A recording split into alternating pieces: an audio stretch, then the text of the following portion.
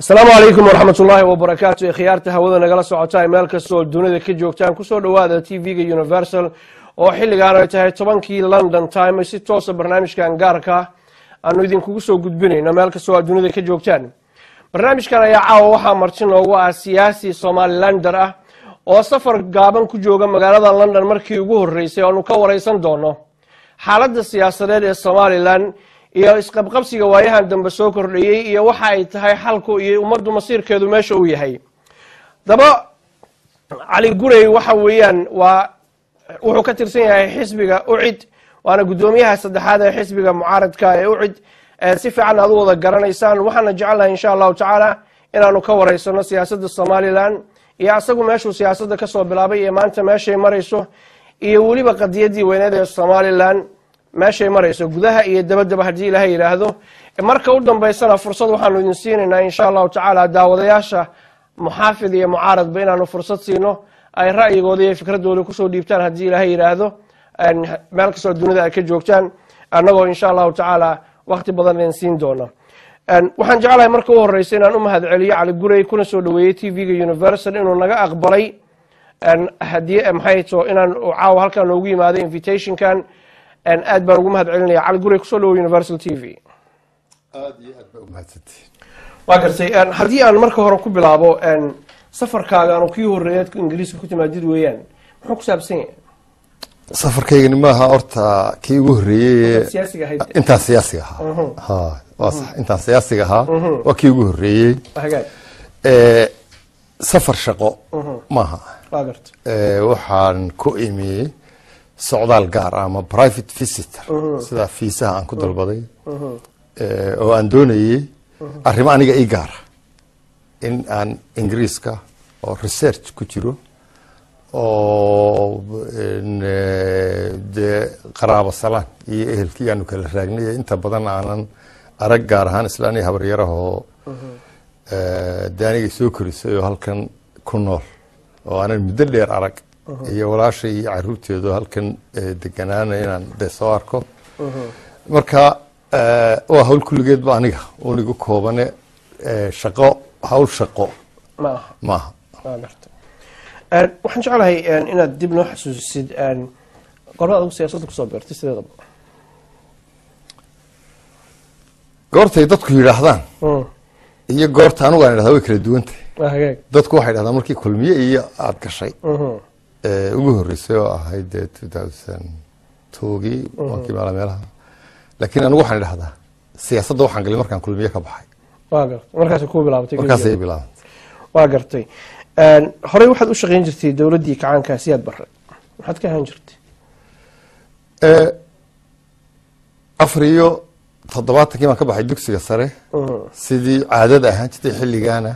marka dugsiga sare laga baxo Soomaaliya oo dhan waxa loo gali jiray xalane 74kii baan markaa xalane galay waxaan ka mid ahaa dafcaddii Cali Shiine la oran jiray ee ugu badnayd waxa loogu bixiyay Cali Shiine waqtiga abaaruhu ay dhaceen ee dawadaagaha la dejinayay oo hawlaha markaa dugsiyada farsamada gacanta waxay la codsaday wasaaraduhu in wixii dugsiye farsamo gacmeed ka soo baxay toos shaqada dawladda loo geliyo markaa si toosaan u galay 75 dabayaaqadiisii wasaaradda kalluunka la igu qoray isla markiiba waxaa la ii diray magaalada Baraawe oo ay deganaayeen ilaa 7,000 oo dawladaaga waxaa noqday maamulaha dhismaha dawladaagta mashruucan horumarinta xeebahana kuwii ugu horeeyay asaasay ama lagu asaasay ayaan ka mid ahaa waxaan wasaaradda u shaqeynayay iyo mashruuca ilaa 19kii muddada aan u shaqeynayna aqoon kororsi ilaa 3 scholarship oo jaamacad leh oo diploma leh oo training leh ayaa muddadaa la ii diray 19kiina waan ka ruqsaystay waa gartay 19kii wixii ka dambeeyay waxaad ku biirtay jamhaddii SNM arrintaas maxaa kugu dhaliyay horta markaan ka tegay waqooyi ama Hargeysa 74kii baa kuma soo noqon koonfur iyo dawladdu ma jirin nasiib wanaag ama nasiib darro 19kii anigoon xamar ka soo degin baan ka soo degay Djibouti dabeedna dhulkaan soo maray Hargeysa saaxiibadii markaa aan magaalada ugu imi waxaa ka mid ahaa kooxdii la oran jiray UFO maxamed baaruud ka halkan joogay iyo maxamed xaaji maxamed kooxdaas oo ahaa qolooyinkii markaa jaamacadaha ka soo noqday ama halkan shaqooyinka ka bilaabay waqooyi ama baayac mushtarigaba ka bilaabay ama private business iyadooda ka bilaabmay oo as a community waqtigaana qaxoonti badan oo Ethiopia dagaalkii 77kii ayaa aad magaalada ugu badan marka waxa anigoo aan xamarba tegin markaan muqdisho u tegay shaqadaydii si aan u gala aan u tegay ayaa waxaa la bilaabay xariga kooxda UFO saaxiibada ahaa oo 20 ah marka dil ma jirin laakiin xabsi daa'in iyo 30 sanadood iyo 25 sanadood garta maxkamadda waxaan u arkayay mid cadaalad darro u dhacday sida looyaradii iyo kiiska la galay marka go'aanka maxkamadaasi wuxuu ahaa political waxaanu ku heshiinay in aanu Hargeysa dhimaad oo dadkayga wax u qabano waxay bilaabeen samafalladii ugu horeeyay inay dhakhtarka iyo xaadaan dadka wacyi galiyaan oo ah si aan cunfi ahayn in waxa ku dhahayn tari karayna hadeen ku soo noqonay wadanka magaaladeeni inaynu dadka caawino oo iska wax qabsooyinka ka qayb galno oo wadooyinka iyo caafimaadka iyo dhakhaatiirta la qabano laakiin taasi runtii indhaha xagga saraakiisha xukuumaysay waqtiga Hargeysa waxa laga dhigay dhaqdhaqaaq mucaarida waxaana sii xoojiyay bila ka hor oo 6 Abriil magaalada London lagaga dhawaaqay SNM marka weerarkii ugu horeeyay wuxuu ku dhacay dhalinyarada dabeedna waan ka soo noqday waxay khasab noqotay markaan ragii oo dhan oo xidhan imi in aanu ku heshiino halka hadii iyaga la xidhay in aanu anagu halkii ka sii wadno wixii ay wadeen taas ay la gashay markaa SNMtiina waa gartay hadii aan ka soo tagno taariikhda fogad ka soo sheekaysay marar badan meelo kala duwan iyo dad kala duwan adigoo la hadlaya si public iyo si private ba madaxweynaha Soomaaliland waxaad ku eedeysay inuu yahay mid abaalaawo ah abaalka aad sheegaysid oo ku eedeynaysid intaada noo faahfaahin waxaad ula jeedid ma mid adiga asaga idin ka dhaxeeyo ballan lahaydeen oo abaalkii ama soo danta guud wax ku saabsan weeyaan labadoo isku jira aniga oo shakhsiga ma aha dad badan oo isaga wanaagiisa jeclaa oo isaga wax la soo qabanayay oo ka agdhawaayo caawin jiray laakiin runtii maalinta ereygu soo baxay waa gartay iyo qadiyad gaaran oo ku soo baxay maalin gaaran oo soo baxay waana jeclay inaan maalinta runtii cadeeyo waxay ahayd madashii aan u bixiyay anigu galceebeed oo ahaa kalfadhi oo qabsaday xusbiga aan ka mid ka ahaan jiray ee kulmiye oo gudoomiye ku-xigeenka koobaad oo Cabdilqaadir ahaa Cabdiraxmaan Cabdilqaadir nimaan saaxiib nahay oo dhabarka ka jabay isaga oo doonayay inuu soo dhaweeyo Axmed Siilaanyo gudoomiyihiisa ragga noogu jecel marka la isku kaayo wada daro shakhsiga ugu jecel Axmed Siilaanyo runtii ahaa oo isaga iyo saaxiibkii Allah yarxamo Cali Marshal nin loo jiray iyo Maxamed Xaashigan imika marna uu noqday wasiirka maaliyadda hadda imikana qoladan deebaaridka ku ah ee waxa la bedelo kamida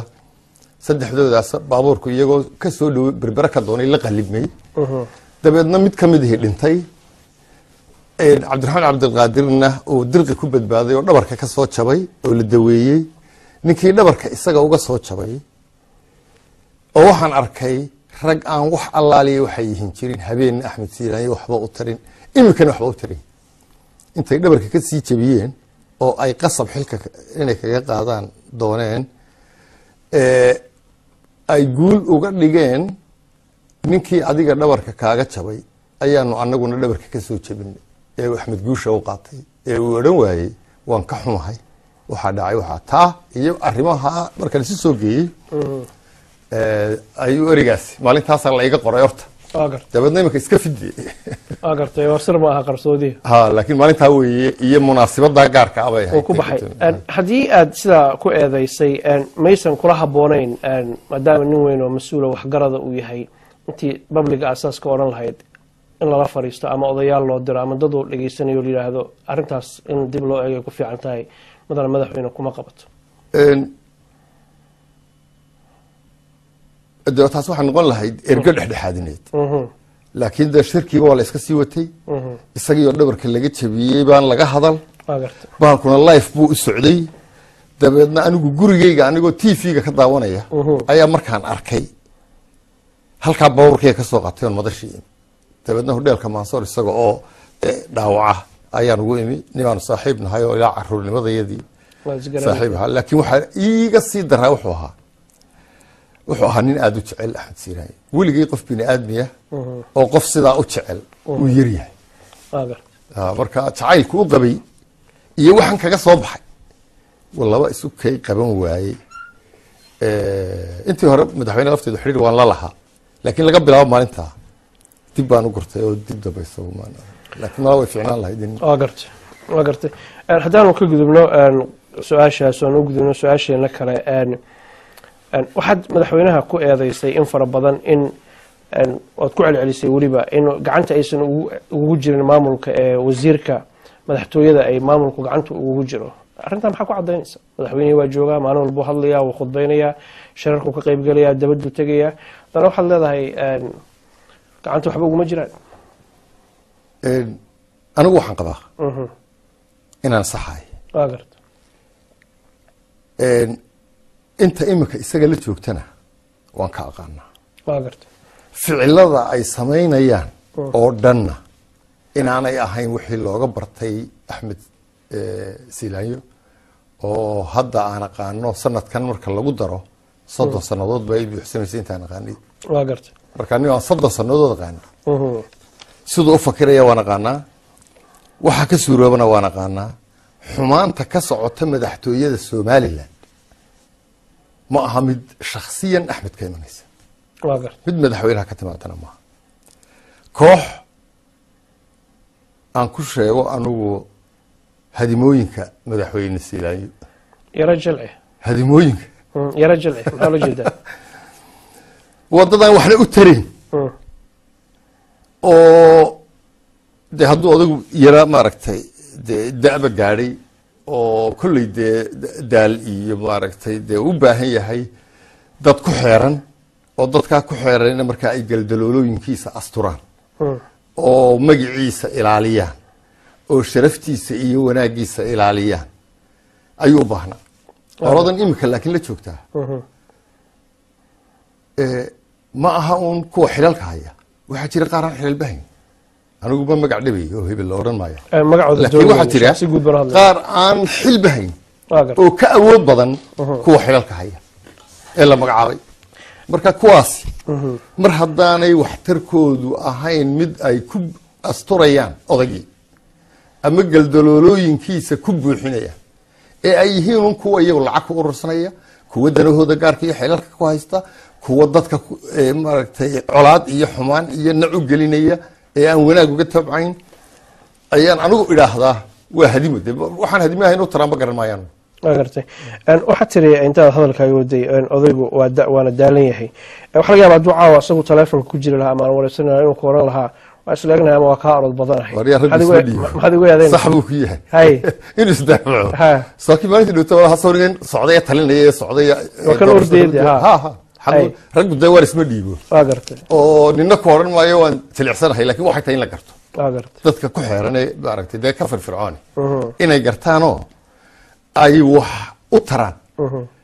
laakiin haddii waxa ay u tarayaan ay waxyeelo un tahay maxaa ka mid a waxyeelada waxay ay u dhibayaan oo adigu aad aragtay ama se aada og tahay oo la taaban karo dee miyaa lama tirin karaya inta kugu muhiimsan 2 iyo 3 qodob waxaa ka mid a dagaalka ay ku hayaan dowlad wanaag principal waxaan dowlad wanaag la yidhaha wax gaara iyagoo dowlad wanaaggii Somaliland ee noo soo dhismayey burburinaya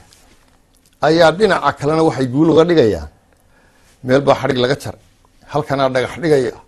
waxaasi waa iska dhalanteedka laakiin waxa ay burburisay raggaasi haddaan xataa xukuumadda idhaa waxaan isleeyahay waad ku gafaysaa waayo waan aqaanaa xukuumadda oo rag badan oo caqli leh oo aqoon leh oo aniga iga aqoon badan oo dalkan iyo dadkan danaynaya oo daacada baa ka buuxa waan aqaanaa marka ay wax xumaynta tahay ee la doonaya wax la xumeeyo iyaga lama tashado waxna lama weydiiyo waa casaabad kale oo sidii maafiyadii talyaaniga isku shaqaysata tan wax xumaynaysa marka waxaa ka mid ah dimuqraadiyadna la burburinayo xorriyatal qowlkan lagu xadgudbayo xuquuqdan adanka waxaa soo dhami marka la isku wada daro geedi socodkii qaran dhiska ee Somaliland dhinaca dawlad wanaag ayay burburinayaan marka waxaa soo dhami waxay ku qormayaan madaxweyne Silaay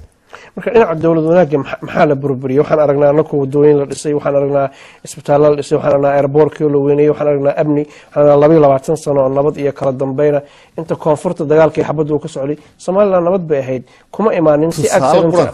excellent kuma imaan waa laga shaqeeyay waxa tusaale quraan ku siinaya soo daa waxaad isbarbar dhigtaa afar doorasho oo waqtigii daahir yaale noo qabsoomay iyo doorasho kaliya oo noo qabsantay xilligii Axmed Silaay soo doorashooyinku maaha waxaan u soo dhimanay reer Somaliland ay inta soo wadeen halkeen waqtiga soo gaadhnay afar doorasho oo xara doorashadii madaxweynaha lagu doortay waxaan u maleynayaa day waa joogteen oo goobjoog baan live baan soo deeyay tii ka dambeysay haddaba waqtigii isagoo madaxweynaha noqday balba taas u barbar waxay noqotay doorashadii ugu horeysay ee uu dhiig ku daato Soomaaliland xasaabad salaada dawlad wanaaggan la dagaalamaya inama doonayay in la burburiyo waxay doonayeen saddex xusba iyagu ay leeyihiin inay soo saaraan iyadoo baalkuna dimuqraadiyad loo siman yahay ayadana noqoto marka doorashadii commissionkii bay lacag ku qabsadeen wixii oo dhan bay sanaaduuq anagu hore u maanaan arag geedo hoostood intoo la geystay lagu shubanayo dee waxaasi halka ay ka go-ayaan waxa weeye good governance waxaa ka mid ah sida shaqaalahan loo qoray marka inay yaroo meelahan iska oo shaqo waaye gidaaradan Yurub iyo Mareykan laga keenay oo hadduu doono kuwa wax taraya waa basax in la keenaa laakiin ku noloshaba ka dhacayo ama idal loo yahay ama habri ama in maabti loo yahay ama abti loo yahay ayaa markay shaqo Hargeysa ka soo baxda la oranayaa uga yeedhay Canada inankii Heblaaya dhashay marka waxa la cadaalad darra ka jirta cadaalad darradii baa ka jirta waxa soo dhammaad waa dawlad wanaag good governance ka cadaaladii baa kamid ah waxa kaloo kamid ah nabadgelyada waa markii ugu horeysay dhaqanka Soomaaliland namay soo marin hore baastoolad intuu niqaato in uu ku weeraro idinka jugyaro khafiif ay ku dhacday laakiin waaba la toogtaa oo baastoolad baa lagu hadiyaa dadka xildhibaan ka tirsan cid oo hadlay marka xorriyatul qowlka laga hadlayo ayaa loo qaatay baastoolado nima loo diro leeyahay soo toogta waa ogtihiin markaad isku wada garto arrinta xorriyatul qowlka oo imaanayna arrimo kale oo ka muhiimsan baan rabaa inaan kala hadlo inta badan waxaa dhacda mudane isqabqabsi xisbiga u cid iyo u dhaxeeya dawladda ma idinka dawladda rabsho ku wado in ka degiladahay mise waxaad qoonsanaysaan baa jirta in kastoonan eedeynin horta dawladdan waxay ka dhalatay xusbi waa garta xusbiga kulmiye ka dhalatay annagu wax kasta oo dhaca ballan horena waanu ku qaad inaanaan halkii kulmiye gaadhay mucaaridadiisa inaanaan gaadhay marka wixii shalay iyagu ay sameynayeen haddaan wax ka dhinno oonu mucaarid nahay oonu xaqna u leenahay waxay ahayd inay dul qaataan shalay iyaga waa loo dul qaadanayay waayo dee madaxweynaha ka go-aysayo daahir yaalaa dee aan ogolayn in mucaaridka lagu xadgudbo laakiin imika anybody kooxdaa qof ka mid ah ayaa wuxuu doona iska qaadanaya maxkamad uma baahna sharci kale uma baahna waan kaa cadhooday wey mar haddii aad ka cadhaysiiso sida idinkuba imkaa samayseen cid baa idinka cadhootay waa garta sharci iyo laydin lama beedhin waxba waanu imaan doonaa arrinta saxaafadda laakiin dawladdu markay hadlayso waxay idin arkaan inaad nabadda iyo qadiyadda Soomaaliland idinku aad ka hor imaanaysaan dad tihiin u cid oo xasiloonida nabadda idinku ina rabay meesha idinku ayaga ku eedeynaysaan idinku maxay isku difaacaysaan inaan idinku hanaanka siyaasadeed iyo horumarka inaan ka hor imaanaynin deesto hor imaanayna anagu inaan dhisno waa kan doonaynabe waa garta na lamana hor iman karaan oo dee dad maaha dadka la doodi karaya oo nin intuu halkaa soo fariista calguri la doodaya dee ma jiro oo xukuumadoodani haba yaraatee waxba yaraatee haddii kale waa nimaan ogolahayba oon uba qirsanahay inuu nin shaqaynayo ummadda wax u tarayo madaxweynehana wax u tarayo laakiin kuwan hadimooyinka madaxweyne aan leeyahay aniga hortayda ma iman karaan waayo inta wax bi'isay inta wax biinaysaa waa in yar boqol goorna waan sheegay anigu ninkan somaliland ka madaxweynaha waan aqaana nin hadimo maaha nin argoosila maaha nin calool xun maaha nin dimuqraadiyadda in la burburiyo doonaya ma aha laakiin mushkiladdu waxa weeye dhegihiisu waxay arkaan maqlaan waxa la doonaya inay maqlaan indhihiisuna waxay arkaanuun wax la doonayo inay arkaan cid aan kooxdaada ku xeeran ahayn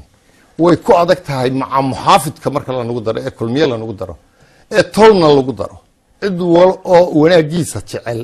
way necab yihiin kuwaa ku xeeran waa gartay mayse ku muuqan markaad tidhahda madaxweynuhu wixii loo sheego qaataa wixii la tusana wuu arkaa inaad ku eedeynaysid inuusan mas-uuliyaddiisa kasoo baxaynin uusan go-aan asaga uusan lahayn dowladda iyo maamulkuna uusan lahayn inaad ku eedeynaysid oo nin mas-uuliyad aan aysan saarayn uu yahay wixii loo sheega uu qaadanayo arrintaas maysan yara gaf kugu ahayn waxaan ku idhi hadday xaqiiqa tahay dee gaf miyagu tahay hadduu qaadanayo go-aan u cidba kuma meeraystena kuwanu qoorta ka gori lahaa madaxtooyada la jooga gabiba halkaasay joogaan kuwa dhibaataynaya ee isaga anaga wax ma yeelo waan mar baanu hadal nidhaa waa ka imikaba leeyahay oo kale laakiin kuwa magaciisa bi'iye madaxtooyadiisu ku haystaa odayaasha somaliland oo halkaa wax soo gaarsiiya cuqaashaayo famil walbala oo karaamada iyo sharafta u saaxiibka arrintaa inay soo farageliyaan oo wax ka qabtaan oo dowladdu qaybaheeda kale soo farageliso oo la yidhaahdo waxaana dadka dano ma ahan ma kuu muuqataa ha way soo farageliyaan hay dee tan imika xaaji cabdiwaraaba gelayinayay waa mid ka mid a la socda laakiin waa 107 jir markuu ka dhinto bal somaliland inta kala saartay eegnaa waa gartay marka way soo geliyaan intaa way socotaa laakiin marka odayaal iyo dad danta wada ay tagaan marka horta waxaa ku adag cid u nastay madaxweynuhu intay doonaysaa noqoto inay gaariba karto waa gartay oo waxaa ku soo horeeya kuwan hadimooyinka waa gartay kolka hadimooyinkaana dee meeshii ka talinaya marka intii u nastay ahayd dabadday ku hayaan marka waxaa leedahay dadka madaxweynaha ku weegaarsan ma aha dadkii dadka iyo dadka taladooda waday ma ahan saas aduu ujeedada dadka iyo dalka iska dhaafay isaga kuwii dantiisa hayma isaga madaxweynaha waa gartay madaxweynahan in yar la yara joogeynaa aad madaxweynaha waxaad sheegtay inaad aqoon u leedahay jamhaddii snmna aad iskula jirteen markuu jamhadda aad iskula jirteen shaksi noocee u ahaa dabeecad noocee u salaxa nin fiican buu ahaa waa gartay nin wanaagsan buu ahaa nin dee ummaddu waa iskhilaaftaa somalilandna way ka duwan tahay oo waxaa laga yaabaa soomaalida kale sida imikaba ka muuqata imika reer muqdisho waxay gam iska siinayaan iyagoon wada hadal waa gartay annana waxaanu gam iskaga siinaa waa hadal waa gartay marka waxaa leedahay xaggana xabad baa socota halkana hadal baa ka socda marka hadalkaasi dhaqan buu yahay reer somaliland in la wada hadlo oon waxba la isu qarin oon waxba la isu reebin weliba bal la isu hambay taas waxay naga furataa inaanu sidaa xamar noqono dee waa gartay xamar markaan maan doonin inaan caawa soo dhexgeliyo mawduuca laakiin maadaama ka dhawaajisay dadka xamar qaska wadaa dad yaroo fara ku tiris ummadda badankeedu nabad bay rabtaa inay dadku ay ku dhahaan baa laga yaabaa see aragtaa arrinta waan ogahay shacbiga soomaalida soomaaliya oo dhami way ka soo daaleen dagaal xabad way ka soo daaleen nolol bay rabaan horumar bay rabaan wanaag bay rabaan laakiin fursad in loo siiyo ayaa adag fursad inay u helaan in intaa ay doonayaan inay helaan nasiib darro waxaa ah fursaddii looma ogola waa gartay silaaye markii uu jamhadda kugula jiray qadiyadda somaliland go-itaanka somaliland qalbigiisa ku weyneed oo ma ka go-nayd inay soomaaliya ka go-do oo arrintaa la meel mariyo maya dastuurka snmna waxaa ku qoran inaan soomaalida la kala goy karin soomaaliya inay mid tahay on la kala goyn karin dastuurkaa bay ku taal barnaamijka politicalkaa bay ku taal laakiin sidii uu dhammaaday dagaalku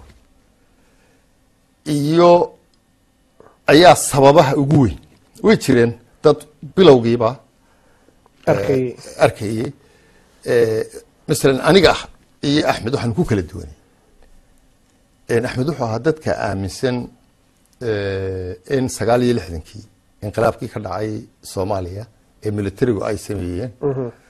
oo ahaa sabab u ahaa waxaan dhacay iyo hanti wadaagan iyo waxaan oo wada qaldan la maray dimuqraadiyaddii waqtigaa jirtayna haddaanay militarigu meesha inqilaabin in ay kori lahayd oo la gaari lahaa waqti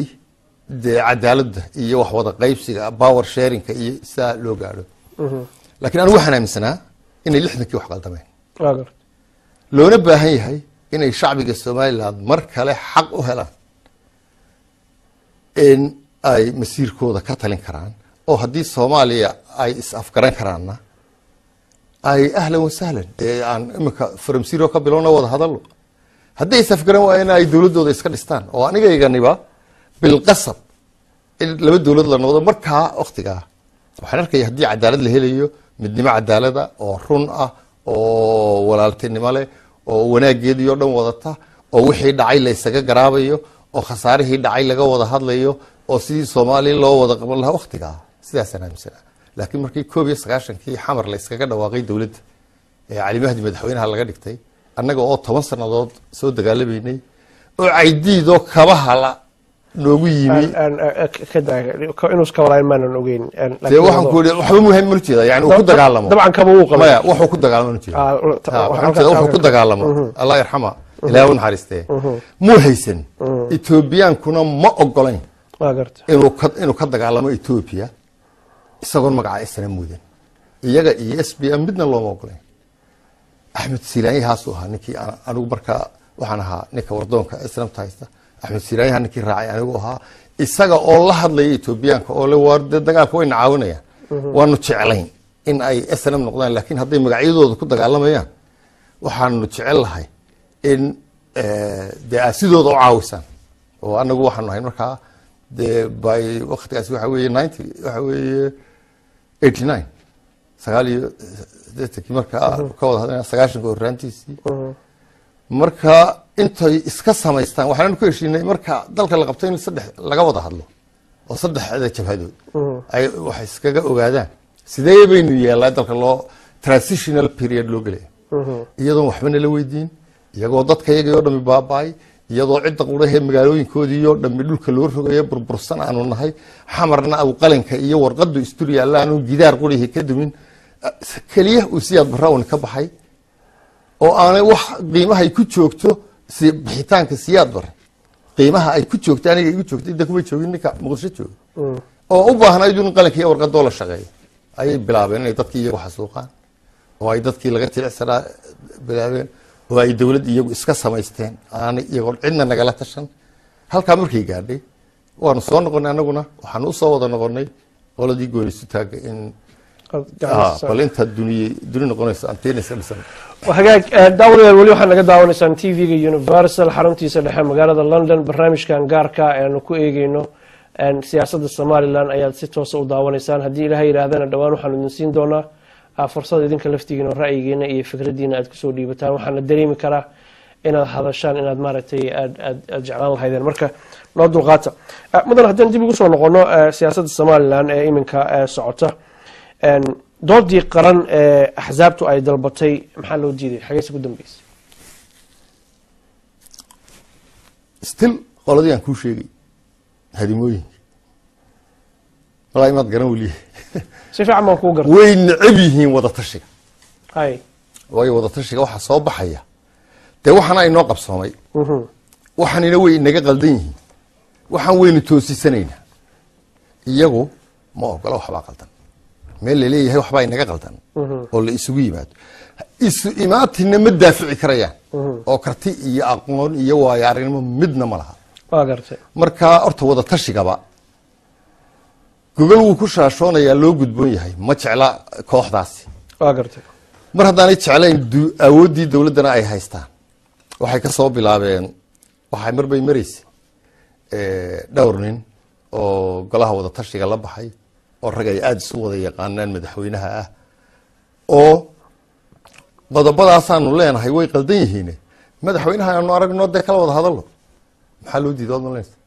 waxaa loo wada diiday waxaa loo diiday heshiis baa ka dhalan lahaa madaxweynahana waa lagu qancin lahaa inay wax inaga qaldani jiraan waxa inaga qaldanina waxay saameyn lahaayeen inuu isbedel keeno madaxweynuhu markuu ku qancada in dhibaatooyinkaasoo buruufka la tuso inuu isbedel keenaabaa iman lahayd isbedelkaasina wuxuu saameyn lahaa inamada yaryare dee bilaa aqoonta ah ee yaacyaacaya meesha laakiin ayagu markay hadlayaan nimankaad bilaa aqoonta ku tilmaamaysid rag jaamacado ka soo baxay oo aqoon lo administrationkii garanaya oo nidaamkii garanaya inay yihiin bay saxaafadda loo sheegay dadku ay og yihiin dowladdu ay og tahay haddii kale dowladdu mas-uul way qof meel iskama geyn lahayn aan garanaynin waxa la wado marka ma waxaad leedahay dowladda sare ayay mushkiladu ka socotaayoo dad aan waxba garanayn waa se hadalka u dhigtay ilamo yaryar bay maamulka u dhiibaysaa ummadda haddii xukuumaddu golahu horta madaxweyne waxba la qaaday dowlad yaroo kooban aynu dhisi doono waanaynu ognahay waa 48 imika maraysa dowlad yaroo kooban maaha waa garta waanan kuu sheegay in rag badan oo aqoon leh waxaa ku jira laakiin markay timaado arrimaha khilaaf xalinta ama muranka siyaasadda ragga ah erey lagama weydiiyo waa garta waayo waxay raacayaan dee waxaan mucaaridku sheegayo waayo waxay diidayaan sidan kuwan u dhaqmayaan marka midba midkuu ka caqli xun yahay ee uu ka aqoon gaabsan yahay ayuu ka awood weeyahay golaha dhexdiisa marka in gaara haddaynu u bixin lahayn teaching cabinet oo aynu odhan lahayn waa inta odaygu la tashado macna way lahaatee oo dee way dhacdaa xukuumaddu ma wada sinaatee rag baa maaragtay dadka taladu ka go'do dadkay taladu ka go'da iminka mushkiladdu waxaa weeye taladu hadday kaba go-ayso dadaan xilbi hayn sideeba u wada hadli kartaa qofaan aniga xilbay hayn oo aan xilla u dooran xilla loo magacaabin aniga maxaan ku wada hadli karaynaa laakiin qolyahaas sheegaysa haddii aan xilna loo dooranin dadkuna dooran xaggee bay ka soo galeen dowladda ku daruun mucjisooyinka somaliland ku dar mucjisooyinka somaliland inay taasina dhacdo inay ugu awood badan karo qof aan xilbi haynin waa gartay hal mar ikaada mudane haddii ay jirto haba yaraatee axsaabta kale oo mucaaradka ama dowladda madaxweyne siilaanyo inay ka jawaabto erayadan iyo hadalladan laga yaabo inay u arkaan cadaalad darro ama gaf amase in lagu fogaaday waxaan u ballan qaadaynaa tv-ga universal inaanu siino fursad ay ku hadlaan annagoon ku xirayn haba yaraatee wax shuruuda iyo in tv-ga universal somaliland uusan ka shaqaynin toos baan khadka usoo gelinaynaa barnaamijyadeena dambe iyo wararkeena dambe fursad baanu siinaynaa maxaa yeelay si kasta oo ay xaaladda u kharaar tahayba annagu waa u simannahay dadka tv-ga universalna tv siyaasad hogaamiya ama dadka doonaya inuu siyaasad group uu la safto haba yaraatee ma ahan waxaadna nagu taqaanaan dhexdhexaad iyo barnaamijya talay iyo warar sugan waxaadna u daawartaan tv-gan waxyaalahaas ka barateen waa hagaag cali guri haddaan dib kugu soo noqdo waxaanu ognahay xisbiga ucid marar uu shirar kala duwan uu qabanayay adiga laftigaaga inaad in badan sheegtay inaad abuuri doontid xisbi ama koox hubaysan oo ayagu markaas waardiyeeya somaliland dadka badankoodana waxay u fahmeen inaad jamhad hubaysan abuureysid colaad miyaad xiise u qabtaa iyo dabhuris maya hay colaadaan kasoo dhamaystaa hay berigii aan qorigeyga ninka ariga raacanaya siiyey ayaa horta igu dambeysay intaa ka dambeysay wixii somaliland ka dhacay colaado iyo wixii dagaalo sokeeye ka dhacay iyo wixii isdilay midna anigu ma dhexgelin anoo ciida dhex tagan lamar lakin anigu sidaa loo dhigay maaha hay waxaan ku idhi xafiis diraasadeed waa research office oo ah dhinaca nabadgelyada iyo difaaca oo ah macluumaad ururin waanaanu already bilownay waa bilowna waa haynaa laakiin implementationka qaabkaan u filaynaa waayo waxa weeye waxaan imika ay samaynayaan dee in laga digo hadduu keenayo dagaal sokeeye marka early warning baan anigu yidhi xafiiskaasi wuxuu bixinayaa digniinaha hore haddii inamadan qalqaaliga iyo rrudan ingiriisku lacagta siiye dimuqraadiyaddii iyo xorriyaddeedii lagu baabi'inayo isku dhac ka imanayo inaanu darka wakti hore wargelino waanaanu bilaabayna imika reportkii ugu horreeyeyna waa soo saarayna laakiin ma aha jabad hubaysan oo ciidan oo meel fadhida marka colaad abuuri maysid ma abuurayno waxaad doonaysaan research iyo kala dambeyn iyo haddii ay imanayso somaliland isku dhac somaliland isku dhacyo badan baa ka dhacay shalay waxaa ugu dambeeyey buuhoodle wixii ka dhacay baa ugu dambeeyey maxaa ka dhacay shalay buu hadlo daawadayaasha bal xasuusi maya markii dee soo dagaal kama dhicin xoog ciidamo iyo dee la isku dhacay waxa kamida nabadgelyadu haddaan la wada ilaalin waxa lagu kala joogaa waxa weeye balalkaaga hadda jooginteeda waxa la wada leeyahay haddaynaan isla ogolayn soo imika buu hadla meel maaha daanu in la weeraro ma ogoli inay iyagu weerar soo qaadaana ma ogoli waayo waxa la isku hayaa waa khilaaf siyaasi ah khilaafka siyaasiga haddaynu maanta isku afgaran weynay aan waqti siino bal inaynu berri iyo saa dambe isku afgaran dagaalka buuhoodla ka dhacay oo ka dhawaajisay adigu sidoo arkaysiin soo loo badbaadin kara dhiigga anigu anigii sheegay tifiyada meel walba ka sheegay hay anigu laba beelood baa laga dhigay oo anigu midna ma eedeynayo waayo waan aqaanaa reer miyi baan ahaan jiray beeluhu way isku dhacaan daaqa waa la isku qabsadaa ceelka iyo biyaha waa la isku qabsadaa waa caadi taas wadaantana waa la isku qabsadaa wadaantana waa la isku qabsadaa qabaal baaba la isku dilay laakiin waxaan danaynaya wuxuu ahaa roolka ay dawladdu ku leedahay marka siday u xalilayso khilaafka waa maaraynta waa gartay maaraynta dawladdu waxay sababtay 300 qof inay ku dhintaan waa gartay marka 300 qof dawladda ka mas'uul ah waxay ahayn dadka Soomaaliya wax allaaliyo wixii ka dhacay dawladda ka mas'uul ah Buuhood marka masalada halka cadaalad darra ka dhacday oo maxay tahay in dadkii ka dambeeyay dhibaatadaas maadaama Soomaaliland ay tiraahdo inta badan waana la xasuuqay 300 hadii lagu soo hoogo oo yara kaale 300 qof baa la dilay baa leedahay muwaadiniin ah meesha doonana ka soo jeedaan qaar baa military ah oo ciidanka Soomaaliland ah marka idinku maxaad ka qabateen arintaas xisbigeena u cid 300 qof oo Soomaaliyeed anigu halkan gaaray waad ogtahay hadda saxaafadda ku dhex jirtay hay anu meeladig baan gaaray in adiga ka maqlaan doonaya anigu waxaan gaaray raggii ka dambeeyay ee waxa galay shakhsiyaad bay noqonayaan waa gartay ya individuals soo cali sabatar laguma haysto waxaan bixiyay askartii dagaalkii ku socda hadda qori baan riday ma mid fiican ridina ma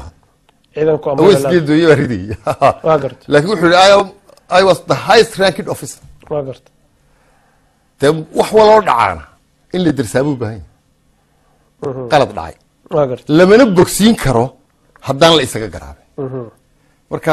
anigu waxaan qabaa in xukuumaddani ay qalad ku lahayd xukuumaddana wada eedayn maayo shakhsiyaad baa qalad ku lahaa in la baadho shakhsiyaadkii qaladkaa ku lahaana truth and reconciliation anigu midnama qabo in argosio sidan gaaladan tidhaahda istabagalka iyo naca beerta ma jecli waxaan ka jecelahay wixii dhacay wuu dhacay soomaalida dhaqankeenana waxaa laga taliyaa markaad talinayso waa inta nool intii dhimatay way dhimatay waa gartay waxaan jecelahay inaan hoosta ka xariiqo TV-ga Universal ma cadayn karo 300 qof inay dawladda Soomaaliya ay xasuuqday ama ay dishay laakiin mudanaha ayaa yiri waa hagaag reer Buuhoodna fursad baan siin la markii noo yimaadaan laakiin waxaan doonayaa inaan hoosta ka xariiqo inaan anagu aanan warkaas aanan tabin laakiin adigu aad sheegtay warar noocaas sheegaya fara badan saxaafadda aan ku arkay waa hagaag haddaan dib u noqono maadaama aan ka hadlaynay dil iyo dhac iyo waxyaalaha sheegaysid xuquuqul insaanka iyo dimuqraadiyadda Soomaaliland maanta joogta rugcada baa tahay siyaasadda ku soo jirtay dawladdii siyaad barra u soo shaqeysay way arag baa tahay dibadda wax ku soo baratay see u aragtaa maanta xuquuqul insaanka iyo dimuqraadiyadda Soomaaliland ka jirta marka aan eego afartii dawladood waxaan odhanayaa dimuqraadiyadda mar hadday tahay xorriyatul qowlka hadday tahay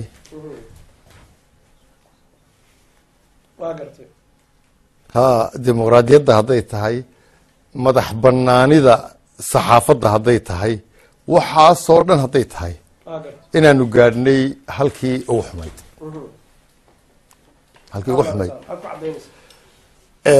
waxaan ku caddaynayaa horta waxaa dawladdan ay lacag badan ku bixiyaan aniga markaan dawladda idhaa dee wixiiba way iswadagelayaan anigu intaa aniga dad baa ii qoran markaan ka hadlayo xukuumadda iyo dawladda koox baa i calaamadsan kooxdaasina awood aanay iyagu lahayn ee dadweynuhu siiyey madaxweynaha ayay fursad u heleen inay ku takrifeli karaan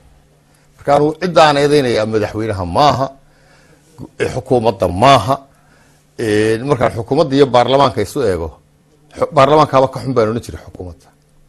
waayo xukuumadda rag badan oo dadaalayo shaqeeya oo wax soo saaraa jira oo berii ka ah eedaha anigu aan soo jeedinayo kuma laha qofkii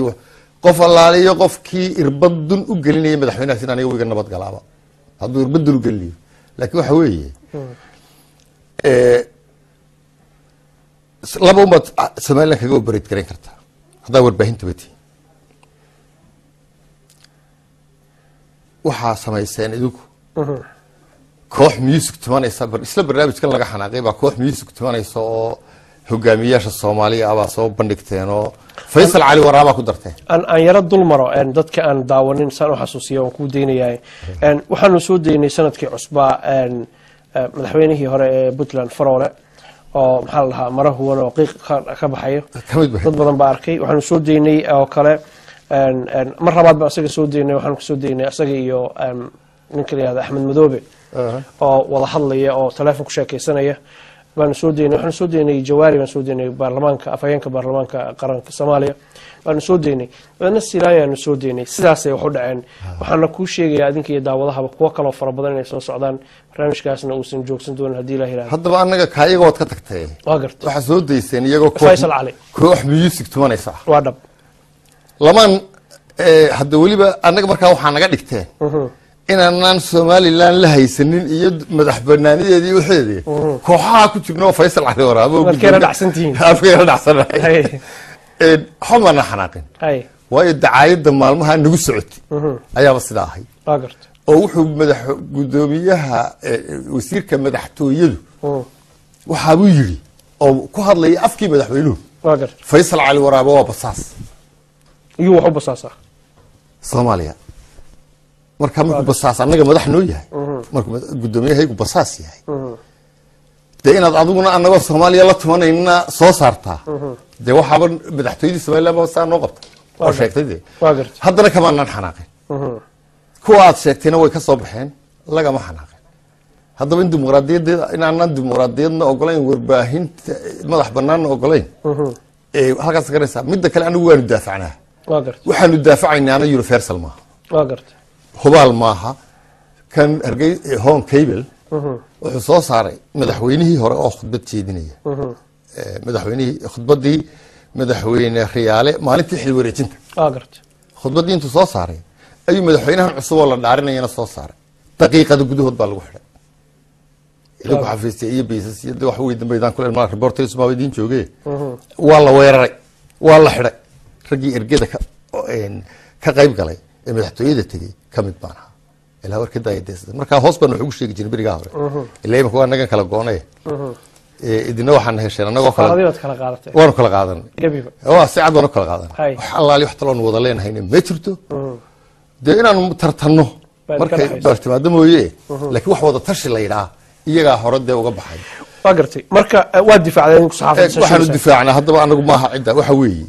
koow waxaanu difaacaynaa horta waa dastuurka qaranka ee Soomaaliland iyo shuruucda dalka u taa waa gartay laba waxaanu difaacaynaa waa dimuqraadiyadda madax banaanida saxaafadda iyo xorriyatul qowlka waliba waxaan hoosta ka xariiqayaa dimuqraadiyadda aanu daafacaynaa maaha tan hogaanka iyo dabarkaba goosatay ee reer galbeedka ee qofku wuxuu doono sameyn karo waa dimuqraadiyad dabar leh oo dabarkeedu uu yahay diinta islaamka iyo dhaqankeena suuban adiga oo sharcigii ku gar leh ayaad haddana xagga dhaqanka qaldanaan kartaa anagu taa dhaqanka waa raacnaa waayo maxkamaddu waa dadka Soomaalida ay war wax muus la yaabo kolka maxkamad aan ahayn tii sharciga oo ka awood weyn oo tii dadka ah ayaa ku xukumaysa dadka dhaqanka iyo diinta iyo dimuqraadiyadda tiraasadda tagaalada noqonaysa marka iyaguna waa sidaan ku sheegayo dastuurka haday cidi jabiso inta ugu badan jabisa waxa xukuumadda hadii xuquuqda insaanka lagu xadgudbayo inta ku xadgudbisa waa iyaga imka go'aankaaga qoro ee maanta xayraad laga qaado adigu lagama yaabo inaad garanayso halku ka soo baxay waa gartay xagu ka yimid aniguna ku sheegi maayo hay maxamed ogtahay noo waran ku sheegi maayo hay adigu waxa laga yaabaa Cabdilaahi uu ku haysto oo wasiirka warfaafinta ah waa gartay oo isagu qofka fuliyay ah waa gartay oo noqday mudducigi ninkii dacwadeedu ku oogay oo isagu noqday markhaatigii idinku furayay inaad dambiga gasheen isla markaana noqday gudoomiyihii maxkamadda ee go'aanka gaaray laakiin markaad fiirisid constitutionka Soomaaliland u yaala arinta aad saas u dhigtay marka loo eego iyo waxa dhac la isku fiirsho arinta sharciga Soomaaliland u yaala saxaafadda ka hor imaanaysa ma hayrsanayn ma ka hor imaanaysa hay laakiin sidee buu wasiirkii sharciga u jebinayaa isagu inuu sharciga hayay ay tahay sharcigu jebinaya cid qabanaysa ma jirto dastuurkii jebinaya cid qabanaysa soo hay'adihii law enforcement inay madax banaanaadaan oo cid tiraahdo this unconstitutional haddaanu cabdilaahi sidaa yeeli lahayn oonu idinka qaadi lahayn talaabada kursigiisu waayi lahaa marka madaxweynihii wadanka ma joogin markii arintaan ay dhacday saanu ka warhayno way cid amraysa anigu ku sheegi maayo laakiin markaad tiraahdo cid amraysa idin ma sheegayo adigu ogtahay hoos dadka wareysta runtii wada qaranaysa Soomaaliya dadka hoos wareysta halka runtii wada qaranaysa Soomaaliya hay waxa la yiri haddaad himilo weyn joogto haddaad sabata weyn joogto himiladaada bar baa laga sadaa dhaqankuna waxyaabo badan baan ii ogolayn inaan halka media oo kale ka sheegi karo waa gartay waxa tiri dawladdu sharcigana way jebisaa cadaaladana way ku tubataa cadaalad darrana way samaysaa maxaad ku eedeynaysaa dawladda cadaalad darro ay samaysay maxkamadaha jira maamul baa jira culamaa diin baa jooga qoqaal baa joogtay de kaysaskii maxkamadda aanu geysanay oo kale maxaa ka mid ah kaysas badan oo maxkamadaha gala waxaa ka mid ah kaysaskii doorashadii madaxtooye doorashadii golayaasha deegaanka intaasoo cabashaa ka soo baxday maxkamaduhu may eegin wixii go-aanu bay iska soo riteen sidii loogu dhibay inay u yeedhiyaan sida loo doonayo garsooraha amarka waa la faraya sidaa yeel hadduu yeeli waayo wuu iska tegay waa la yeeraya si bale waa gartay saxaafadan in yar la joogayna intaan ku weydiin su'aal ku saabsan afhayeenka baarlamaanka iyo mooshinka ka dhan in laga qaado jagada oo maalmahan dambe suuqa ku jirtay sad ka warqabtay laakiin waxaan jecelahay inaan saxaafadan in yar la yara joogno saxaafaddu Soomaaliland way ka shaqeysaa TV fara badan baa ka howlgala kuwa qoraal ka qayb gala inta badan waxaan maqalnaa dil iyo dhac loo geeyo dil dhac yaan oranin waa khalad dil loo geysto jirdil loo geysto dad saxaafadda ka shaqeeya haddii dimuqraadiyad iyo xornimo aad haysataan aad ku faanaysaan maxaad u xirxirtaan ama xukuumaddu u xirxiraysaa suxufiyiinta madaxa bannaan ama kuwa kale annagoo og waxyaalo fara badan oo TV-ga Soomaaliland u soo daaya mararka qaarkood inaad idinku laftigiinu ka cabanaysaan see waxu jiraan horta anigu duuduub baan kugu siiyey waxaa ku yidhi dhinaca dawlad wanaagga xukuumaddii ugu xumayd ee taariikhda Somaliland soo marta waa tan dhinaca dawlad wanaagga si dawlad waxaa ay xumeynayaan loo qariyana dadka indhahooda waxay tusaan dhagax meel la dhigay iyo wax de la goynayo dhagax meesha la dhigay marka la wadada weyn la seed ka wada waa wadooyin fara badan oo ka badan laakiin wadooyinka waa loo baahan yahay lagama waa loo baahan yahay in la dhiso maan ka hadlayna Soomaaliya inuu noqdo laakiin dhagax meel dhigay marka aad xoogaa karaamadeed ka qaadaysa Soomaaliya culayski haddii aan la dhisayn ma kala dhisayo eeg mashruuca waxa dhagax la dhisaa marka mashruuci aad balaankiisii hayso kow resource-kii ku baxayna aad hayso waa gartay time-kii uu qaadanayayna garanayso feasibility study-giisii hayso ee la bilaabayo hawsha dhismaha mashruuca waa la dhagax la dhigaya mashruuc study dambe kaaga baahan maaha waa gartay laakiin adigoo wada maraya haddaad aragto meel taayir marayo dhagax iska dhigto dee waxay noqonaysaa waxaan runahay waa gartay warbaahinta TV-ga Somaliland for example waxaa dhacda inta faraha badan inaad adiga iyo gudoomiyaha Faysal Cali Waraabe ee ururkan ucid gudoomiyaha waa inaad ka cabataan in la idinka aflagaadeeyay dawlad baa jirta iyo nidaam baa jira wasaaradda warfaafin baa jirta wasiir baa jira maxay ku dhacday arrintada ka tabanaysaan aniga laygama aflagaadeeyay inta badan waxaan sheegayaa Faysal wey waa gartay iyo rag kale oo weliba dee mucaarida adiga maxaa lagu aflagaadeeyay waa islaada adigu iyaga weydiita laakiin aniga ka caban maayo oo inta ay iga warwareegi karaan shakhsiyan waxaan isleeyahay hadda waa tuhunu waa gartay waa xidhiidhka aanu lahayn madaxweynaha waa gartay oo xidhiidh aada u qoto dheera aanu soo socdaa marka waxaan isleeyahay odaygu malaha wuxuu kuugu filan yahay inuu yidhaha warkaa iska daaya annaga beri laakiin aniga ima anaana ka hadal adag hadda Faysal waa dogta halkaan anigu marka nimadaa sheegayo anigu ilaa halka ugu fog baan gaadhaa imanay daayeen boqolka wax bay soo furan lahaayeenoo anna waan ka dari lahaa waxyaabaha anigu aan idhaah ama aan hayeenin weli odhanina ma daafici karaan xirsi iyo cukuse iyo dhuxul iyo waxaan intee anigu nimay daafici karayaan 40 years ninka ay 30 years madaxweynaha is yaqaaneen ee gacantiisa midig ahaa dee wax badan oo aanan jeclayn inaan idhaah ayaa lagaba yaabaa inay iga keenaan hadday sii wado waa gartay marka maxay ku dhacday in TV-ga laga aflagaadeeyo waxaa nasiib darra markaanu kulmiye ahayn TV-ga qaranku sidan wuu dhaani haddana waxaanu odhan jirnay oo uu madaxweynuhu odhan jiray isagoo guddoomiyaha xusbiga ucida TV-ga ina riyaalay ayuu odhan jiray maanta waxaanu abaal ku qabi lahayn isagoo TV-ga somaliland noqda TV-ga madaxweyne siiraanyo maxay kala duwan yihiin anaga axmed siiraanyo waxaan ma ogolaa mana arko soo arkin wadankii u dhex jooga dalkii u dhex jooga TV-ga halkaa haynagu celcelinayne oday qodqodan maaha qorqodan maaha xagga siyaasadda iyo dadkan la shaqeeya iyo ma jecla inuu raggaa maaragtay ku xeera in wax looga sheego xataa ma jecla de waa intii ehelka u dhoweyd marka intaa in laga taataabto ma ogola laakiin waxa weeye inta ehelka marka la waxa ku tuumaysaa in familkiisa oo kaliya ay ku xeeransan yihiin war meeshaan anaga qabyaaladina ma taal miduma ku sheegaya anaga qabyaaladna maaha waxaan taladayada xumaynaya reer maaha dad baa inta badan u dhigaa inay tahay reer hebel bay qoranayaan laakiin maaha lama baahna xasan waxa laga yaabaa qofka ugu awoodda badan inaanu ahayn reerka madaxweynaha qaar ka awood badan jiraan waa gartay marka maxay ku dhacday in Faysal Cali Waraabe si joogta soo asagu sheegay looga aflagaadiyo waxa si joogta baa looga aflagaadiyo de ilaa waa maxamed u oranaysaa TV-ga waaba basaas bay gaarsiiyeen laakiin sababtu waa maxay waxa weeye uu ku hadal adag yahay waanu yara badiyay baa laga yaabaa ku bataa dabeedna iyaguna ma jecla wax iyaga wax ka sheega marka inta wax ka sheegta marka aniga la iga reebo inta wax ka sheegta qofka ugu hadalka cadcad ee ugu badan inta badan ka sheega waa Faysal dagaalkiisa waxay gaareen xataa inay cidba baabi'iyaan si uu dibadda qof dibadda aan xusbi lahayn u noqdo oo dirqi iyo tuxunaan ku badbaadino imika waxaan idhaa qoladan universal dubbo quraa ku dhacayo weliba saaxiibkooda cabdilaahi cugsa ah oo nin saxufi ah oo u turaya ku dhuftay annaga 9 dubbe oo naloo laba gacmoodiyey marka waxaa naga dhexeeya annaga iyo saxaafadda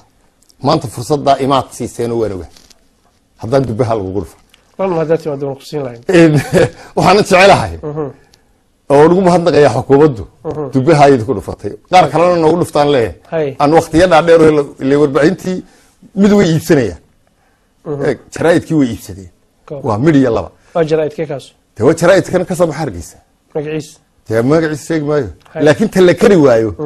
la kari waayo waa la weerarayaa sidii hubaal haddii kale kistaada qaado lacagtaada qaado mushaharkaaga qaado inamadan ka hagaajino waxaagaa kale wadwado meeshay halkaa annaga hana gaari marka waxaa leedahay dawladdu mushaar iyo laaluush bay ku bixisaa in saxaafadda ay musiiso ta ugu badan bay ku bixisaa waxa ugu badan waxaad ku cadaynaysaa laakiin way saarantii afka laga yiraahdo saas waa ma naqaan anigu hebelada ma naqaan ay TV-gan kaaga sheegay saaxiibay ma magacyadooda naga daa laakiin maxaad ku cadaynaysaa in lacag ay saxaafadda dawladda Soomaaliland ay ku iibsato si ay u aamusiso because dawladdu waxay oran kartaa ama leedahay haddii fursad la siin lahaa waxa soo saliya raad ma laha cadayn baanu ka rabnaa way oranaysaa laakiin waxa iyaga laftooda kuwa media dawayna la joogaan waa garta aba school bay Soomaalidu tiraa meel lama wada joogto waxna uma kala qarsoona annagu ama Soomaalidu horta way sugtay annaguna ka Soomaaliland hadalkeeda badaa kan imika ka soo qaaday iyo kalaaluushka laga qaaday labaduba iyagoo markaa taagan bay kuu sheegayaan jariidadii shalay ugu darayd aad arkaysay saawahay mar qura siiqadii bay bedelaysaa dabeedna dee waa laga daba tegayaa waraanu leenahay dee xidhiirka aanu ku ogaan karayno jaraa'idka iyo ku kala ogaanayno teebaa independent ah teebaa mucaarid uhunahoo meel xumaan wadada oo dee iska neceb ama iska eedaynaysa wax la way jiraan iyagu waxaa jira saxaafado wanaag kasta oo la sameeyo warbaahin tan electronic ah ha badato warbaahin wanaag wal oo la sameeyaba iyada xumaan u sheegaysa way jiraan kuwaasina marka ay laftooda in la xakameeyo maysan hayn oo nabadgelyada iyo horumarka aan laga hormarin xeer dhan baa loo sameeyey oo la ansixiyey oo waqtigii riyaale ee uu joogay ahaa xeerkaan ogolahay xeerkaa in wax laga bedelo kulmiya ma ogolayn xeerkaa hore yaalay laakiin markuu xukuumad noqday kaa hore way laabeen ku kalay wataan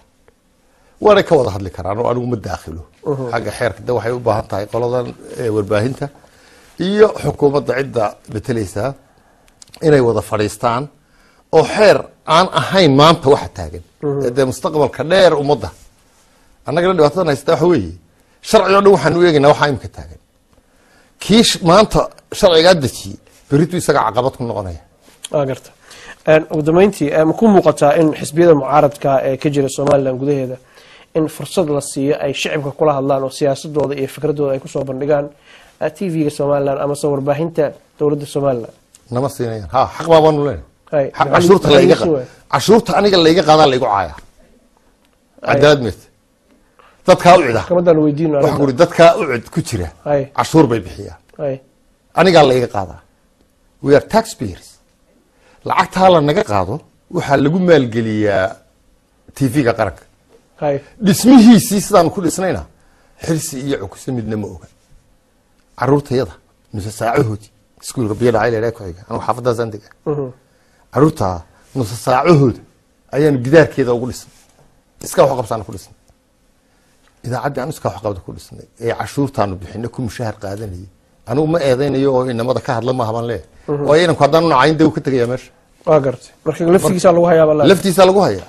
oo laleeyahay sidaa dheh bariis baa galay ha bariiskii baa ka galay marka isaga maaha ka dhibaatadu ninka siyaasada samaynaya ee kursigiisu ku xidhay inuu Faysal Cali waraabacayo waa gartay laakiin waxa laga yaabaa in inamada ka shaqeeya ama hablaha ka shaqeeya oo dadaalka fara badan haya waxaan ogahay meeshaan in badan ka shaqeynayay timeka iyo waqtiga iyo juhdiga gala in barnaamij la sameeyo ama war la sameeyo waxa laga yaabaa inay yiraahdaan bariis nagama gelinin ama lacag kuma qaadano ama wax yar baan ku qaadanaa dadka iyo dalka ayaa noqonaa waa laga yaabaa haddaanu casaabadda u adeegayn ee uu yahay nin shaqaale ah oo aqoontan iyo dee wixiisa ku shaqaynaya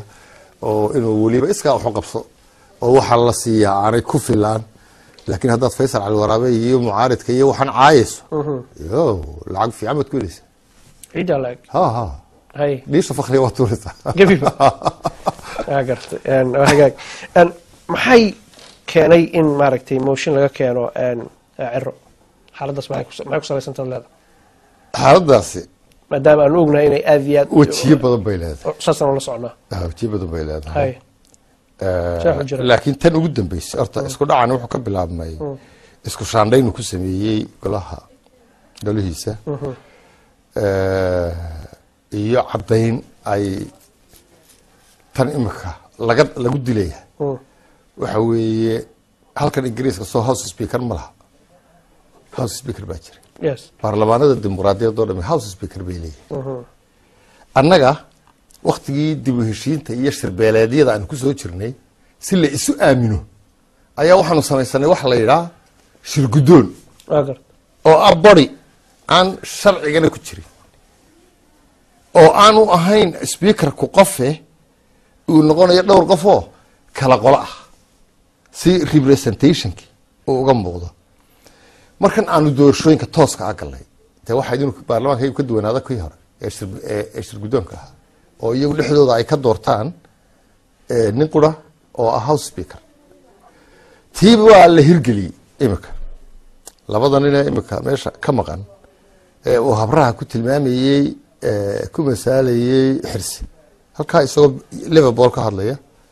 ayuu anagu da isma khiyaamayno imika waxaa la yidhaha buu yihi umaan jeedin laakiin waa beenaale kadaab wey ayuu yihi ku mataalay labada ku-xigeen laba habrood oo oday wada qabay oo odaygii qabay midna gacantan ku qabsaday midna gacantan ku qabsadayoo dabeedna dhulka ugu tuuray dabeedna riyuu lahaayo markii dambe uu helay isagana nin geel jiray oo sankiisa caana riyaad ka keenay markii dee uu legday marka habruhu waa labadan ku-xigeen ninkan legday waa ciro ila waa kan xeerkii dhaafiyey hore oo waa kan shirgudoonka dhaafiyey ururadii guddi hoosaadyadii oo taka hore ahayd marka dambena waa kan labadii la yidhi ey oday halkaa waxa fadhiisanaya nin la yidhaah house speaker idinkuna halkanaa fadhiisanaysa markuu maqan yahay ka ku xiga ee koowaad baa soo fadhiisanaya halkuu ishalay ciri fadhiyey ma aha in la eriyey waxa weeye waa procedure maba aha wax kalaba waa procedure waxaa imika weyna kaa yaree Liverpool ka hadlayay ummadaa dhan halista aan aniguna rag badan in badan sawir karayso yani Soomaaliland qarka wuxuu saaray dagaal sokeeye hadday ku sii socotana ma qabo oo dee waxa soo galay Xaaji Cabdi oo markaa way ka baxday oo ku muxuu ahaa sheeganayay la taliyaha sharcigaan ahayo baarlamaanka siduu u hadlayay iska beentii ka ah oo waxba kama soconayso way arrintii waxay gashay dhinac dhaqan waa u soo noqonaya hal mar aan ka dhex galo xirsi waxaad ku tilmaantay kadaab inuu yahay siyaasi weyn oo xukuumadda qayb weyn ka ah xubin weyn ka ah weeyaan inaad TV live ka tiraahdid waxaa tahay kadaab ma laga wanaagsanayn alf maraan kale way inta beenadu sheegeen garanaya inta goore beenu sheegay hadduu ka murmayo waaba soo dhig iyadoo qoran dheydkii iyadoo qoran wuxuu yidhi Faysal Cali Waraabe waa basaas buu yidhi runbu sheegay Faysal Cali Waraabe waa basaas buu yidhi waa been ninka beenta sheegay marka yuu ku yidhi waa basaas ya yuu ku yidhi Faysal public saan aanu leeyahay imka halka public uga leeyahay ayuu isaguna public uga yidhi oo TV-yada laga sii daayay markuu isagu waxa weeye ninka beenta sheega beenaalo waxa la yiraahdaa ninka beenta sheega anigu haddaan been sheego ayma kadaab anigaaba waa gartay laakiin hadduu asagu sidaa yidhaa hadalka u dhigtay adiguna aad tiraahday kadaab baa tahay khalad baad ku saxaysaa soo maaha maba saxayo anigu waayo maba saxmaya kaa yar maba saxayo laakiin waxaan sheegayaa inuu dadka beenu sheego waa gartay inuu yahay inta xumaysay Somaliland iyo magaca odayga madaxweynaha miskiinka magaciisa inta xumaysa magaciisa dishay ayuu ka yahay hadduu kaa wax u taray madaxweynaha noo ah wasiirka ka dhigtay hadduu wanaagiisa wax ka kordhinayo waan taageersanay laakiin de kama kordhinayo waa gartay marka aanu ka gudubno arrimahaas oo dhan waxaan jecelahay inaan ku weydiiyo madaxweynaha Somaliland iyo adigu saaxiib sokeeye ayaad ahaydeen in fara badan inta caawalkan joogtana dhowr jeer bad ka dhawaajisay saaxiibtinimadaas inaad dib uga shaqaysid oo adigu u tagtid maadaama mas'uul uu yahay tiraahday warniyahow waxbaa naga dhexeeyay nabadda iyo wanaagga iyo horumarkaana wax lagu qaybsadaa hawl dhan baana hortaala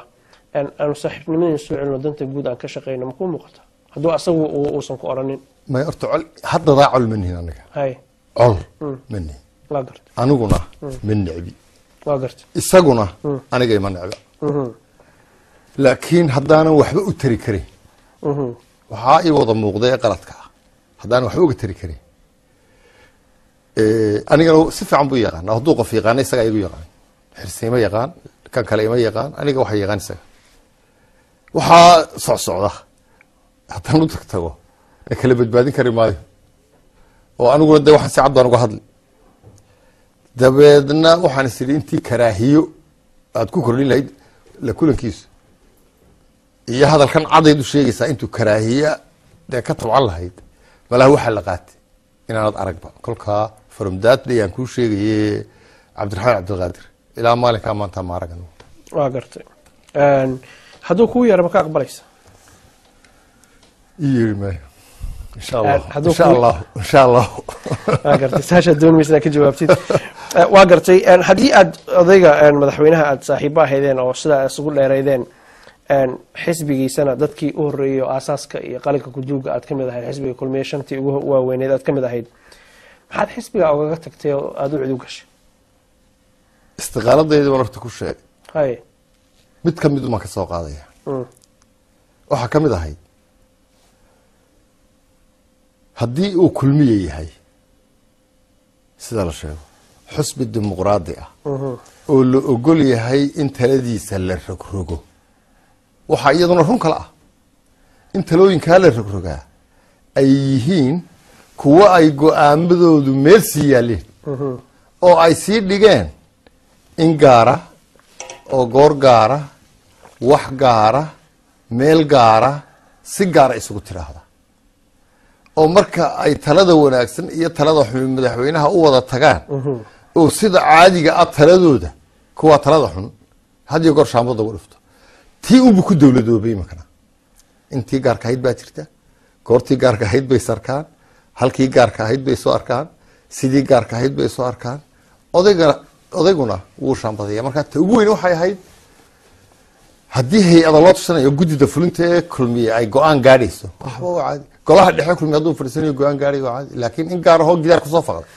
oo mar walbana talada haddana guddoomiyaha haysanaysa oo weliba talada inaad wax ku burburinaysa un baan waa gartay waxaad dhowr jeer ku celcelisay kooxdan goonida oo aad sheegtay inay maaragtay haystaan meesha xisbiga kulmiye doorashada dadkii ugu badnaabaa doortay kalsooni wuxuu ka helay shacabka somaliland ayagaa doortay waxay ayaga aan u muuqano adiga kuu muuqdo gruubkan goonida aad ku arkaysa muxuu yahay shicibku muukaco haddii ay waxa aad sheegaysid ay wax la taaban kara ay yihiin shacib dadka ugu badnaabaa doortay si xalaala loo soo doortay barqadii baa lagu kala tegay markhaati baad ka ahayd goobjoog baad ka ahayd shicibkii baad doortay shicibka waxa ay doorteen miyaad adigu ku eedaysaa inay khaldan yihiin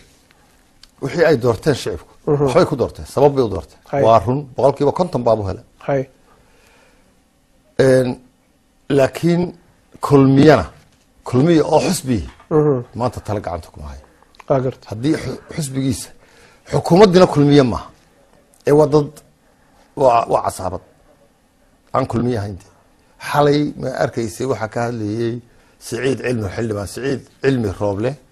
سو كل ميما حالي وقري حالي تي في قرنك انا waxaan ka daawanay isagoo ka hadlaya oo leh anaga kulmiya xukuumadda ragaa ku jiraan kulmiya ma marka xusbigi waxa lagaga tagay cidla kulmiya loo oran jiray waxa dhacayana wax soo gudoomiyaha Musabbix Cabdi waxa Allah lix laga weydiinaya ma jiro waxa ay xukuumaddu waxa Allah lix laga la Maxamed Kaim wala gudoomiye ragaan meel hoose iska jooga ayaa ah wakiilada u jooga kulmiye xukuumadda laakiin markaad fiirisid dadka marka dadku wixii ay ku doorteen haday ka heleen June 26keeda doorashada madaxweynaha waa la qabanaya hadii Allah yiraahdo markaas inuu hadii ay wixii ay u doorteen qabteen dabcan way dooran sabab hadii ay dhacdo in dib loo doorto ee kulmiye oo madaxweyne Silaaye dib loo doorto ama xisbigaba la doorto ama maxay tahay Silaaye dib loo doorto oo shacabkii shalay doortay ay yiraahdaan oo kuwa qanacsan oo ku dooranayna hadalada halkan ka tiri adigu bolojum ka bixinaysa hadii ay Silaaye dib doortaan Silaaye maxaa shardi uga dhigaysaa xisbiga waa isaga weydee xukuumadda baashkan eedanaya laakiin kulmiye murashax saddex murashax baa la kala dooranaya haday keenaba murashax waxa iyaga la kaca oo anigu ma arkaasi laakiin hogaaminta Axmed Silaaye way hadii ay shacbiga Soomaaliland intay mar dambe doorasho dhacdo Axmed Silaaye doortaan hadii alla yiraahdo apology waxaan ka bixinayaa kun goor oo inaan qaldanahay shacbigii Soomaalilandna ay hadleen oo ay ku hadleen inaan anigu qaldanaa oo madaxweynuhu wax qabtay oo sax yahay hadii alla yiraahdo waqtiga macallina waxaan jecelahay inaan su'aalo kala ku weydiiyo laakiin waxaan in badan dadka waxaan ku haynaa khadka telefoonka waxaan jecelahay inaan 2 iyo 3 qof siiyo dabeedna dib kugu soo noqdo aad baan kugu mahad celinayaa sida geesinimada aad u soo horfariisay TV-ga Universal daawada assalaamu calaykum waraxmatullaahi wabarakaatuh meel kastoo dunida ka joogtaan waxaan jecelahay insha Allah taala qofka u horeeya inaan fursad siiyo waxaan idinka raali gelinayaa muddo saacad ka badan inaad khadka telefoonka ku jirteen aadna doonaysaan ra'yigiina inaad ka dhiibataan muxaafid iyo mucaarad baan soo dhaweynaynaa laba shardi oo kaliya ayaan doonayaa insha Allah taala hoosta ka xariiqo muddo badan waan soo fadhino waan isnaqaanaa daawadayaasha TV-ga Universal qiimaha badan marka khadka telefoonka soo gashay waxaan jecelahay halow ma maqashaa inaan isku oranin koos waqti ma hayo hadii aflagaade iyo cay aad maaragtay wadina aniga ayaa shaqsiyan khadka ka jaraya haddaad doonaysid inaad muwaadinkan siyaasigan rogcadaaga xisbiga ucid gudoomiyaha saddexaad cali aad doonaysid inaad su'aal weydiisid ama se aad la challenge garayso dhahdid waxaad sheegaysaa sal iyo raad ma lahan sal wuxuu jiri waa khalad halkaan ay taladu ka qaloocan tahay aad doonaysidna waqtiga ugu faraha badan baan ku siinayaa إن شاء الله تعالى هذا وقفك هرية نصيبكم يا شيخ السلام عليكم ورحمة الله. السلام عليكم ورحمة الله وبركاته. عبد حفيد وانكم السلام مرقرة. كاقا ولا المقعة. والله الواد سعيد حرير ديريوي عبد حفيد وانكم السلامي. أي سعيد شلو. waxaan aad iyo aad baan barnaamijkan quruxda badan sida wanaagsan ee aad isugu soo barideen Universal in bahda barnaamijkan gaarka horta marka hore waan salaamayaa waanu ka qaadnay soo dhow salaanka bacdi waxaan salaamayaa mujaahidka weyn ee ku garab fadhiya in Cali Guray waxaan runaantii wuxuu ku jiraa ragga aan isleeyahay in waa ragga ugu aqoonta dheer xagga Soomaaliland dhinaca siyaasadda waxaan anigu aaminsanahay inuu yahay ragga maaragtay xagga xaqiiqda had iyo jeer u dhow ama taabta ama sida wanaagsan ula socda xaaladda dalka ku jiro runaantii background-keediina aynu ka dhareegsannahay in badan marka hore aad halkan caawa ay ku wada hadlayseen laakiin waxaan doonayaa 3 su'aalood oo gaagaaban سعيد لما كان لكن waxaan jecelahay adigu saad u aragtid ama ra'yigaad qabtid xor baad u tahay waana soo dhaweynaya laakiin dawladii halkan ma joogto iyo qof u hadla dad fara badan oo aan jeclahay inay telefoonka soo gali doonaan ama dawladuba dib uga hadli doonto fursad aan u siin doono hadii la yiraahdo waxa laga yaabaa inay yiraahdaan adiga Saciid Xariira iyo waliba Cali Guray waxaad tihiin qaran dumis waxaad tihiin dhibaatada wadaan nabadgelyada iyo horumarka iyo waxaad ka hor imaanaysaan wanaagga jira iyo goolka weyn oo la tiigsanayo soo dhow waad mahadsan tahay Cabdi Xafiid waa runta dawladdu dabcan way difaacaysaa oo runaantii waxa loo wixii ay isku difaaci karto way oran kartaa laakiin sida aynu ka dhareegsanay caalamka wax jira wax la yiraahdo accountability ee dimuqraadiyaduna waxay leedahay xisaab xil male dawladdu tan intii ay talada qabatay talaabo kasta oo ay qaado waynu arkaynaa way inoo muuqataayo dad aqoon laho caalamku sidoo u shaqeeyo arkaya baynu nahay oo wax qarsooni ma jirto laakiin Saciid markaad eegtid nabadgelyada oo kale oo ku siinaya kaama jarayo nabadgelyada markaad eegtid oo kale 22 sano oo nabada ayay Somaliland soo martay inta in ka badan waan u rajeynayaa anigu shakhsiyan nabada lacag uma goyso asxaabta mucaaradka oo aad adigu maaragtay taageersan tahay Cali Guray taageersan tahay waxa in ka muuqato inaad nabadii ka hor imaanaysaan baa leedin oran karaa ما عبد حفيظ ما رونهانتي نبتقليدو عبد حفيظ او Somaliland وامتا هبين iyo maalinba Cali Guray ninka odayga ku ag fadhiya maxaan ku yiraahdaa gudoomiyaha saddexaad ee xisbiga Ucud habeen iyo maalinba tuu ka dagaalamaya waa nabadgelyada in la adkeeyo nabadgelyada cidda kharribeysa Cabdi Xafiid waxa weeyaan dawladda maanta gacanta dalka ku haysa maalintii madaxweyne Axmed Maxamed Siiraayo loo dhaariyay habeenkii loo dhaariyay ma garanaysaa gacanta laga saaray xilkii dalka kelmadii ugu horeysay ku dhawaaqay Cali Guray haduuna xasuusnayna xasuusinay waxay ahayd inuu yiri waxa loo wixii jeelasha ku jiray tuugaha maxaan ku yiraahdaa rabshadoodaha criminal ahay oo inuu ka qaaday yani nabadgelyadu maanta halgiseedkii ugu xumaa ay maraysaa intii uu talada qabtay inta qof ee lagu toogtay gacanta dawladdiisa يعني هو وما يدعين لبي الله تكيد سنة ذلك الله صامري waxaynu wada ogsoonay Cabdi Xafiid oo in shacabkii xuquuqdooda doonayay ee mudaharaadii ee ka cabanayay doorashadii deegaanka inay dawladda siiraayay oo xabad ula baxday taasi waxa weeyaan nabadgelyada ma dadka iyo xisbiyada mucaaradka laakiin Saciid aan ka dhex galay arintaas aad sheegaysid halkaan aan ka soo deynay warkeena waa la socdaa xaaladdeeda waxa laga yaabaa dawladdu inay tiraahdo arintaas waxay ahayd shakhsi ama laba qof oo askarta kamid ah ma ahayn askarta Soomaaliland oo dhan ma ahayn wax la soo qorsheeyay rabshad dhacday ay ku dhacday si lama filaan ay u dhacday dadkii dhintayna waanu ka xunnaa inay tiraahdo laga yaabaa marka isolated case inay tahay arin mar qura dhacday miyaad u qabanaysaa 4 sano ee la soo dhaafay xaaladda la soo maray Cabdi Xafiid arintaasi hadii aan dib ugu yar noqdo mar ma ahayn oo laba ma ahayn oo saddex ma ahayn inta jeer intay dadku damceen inay dimuqraadiyadooda exercise gareeyaan oo ay ku dhawaaqaan xuriyatul qowlkooda khaladaadka dawladda simbal iyagoo civilian oo burca ka mudaharaaday ayaa rasaas lagu furay weli cid looma xidhin weli nin wasiiriisu casilin weli dawladda siiraayeentii soo istaagtay ma oran Cabdi Xafiid waanu ka xunay arintaa hebel baa responsibility ga lahaa waa dhiig dad baynu ka hadlaynaa dhiig dad maaha dhiigga dadku easy maaha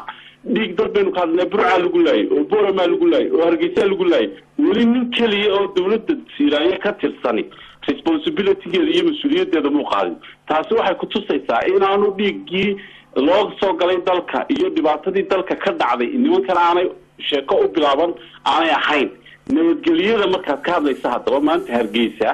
maalintii ay ugu nabadgelyada xumeyd weeyaan waad arkaysaa baarlamaankii baa la isku dhaxaystaa oo isfeeraya يعني waa halkii sharciga dalka laga maamulayay ee dalka lagu hogaaminayay ee legislative councilkii maxaan ku dhahay sharci dejintii dalka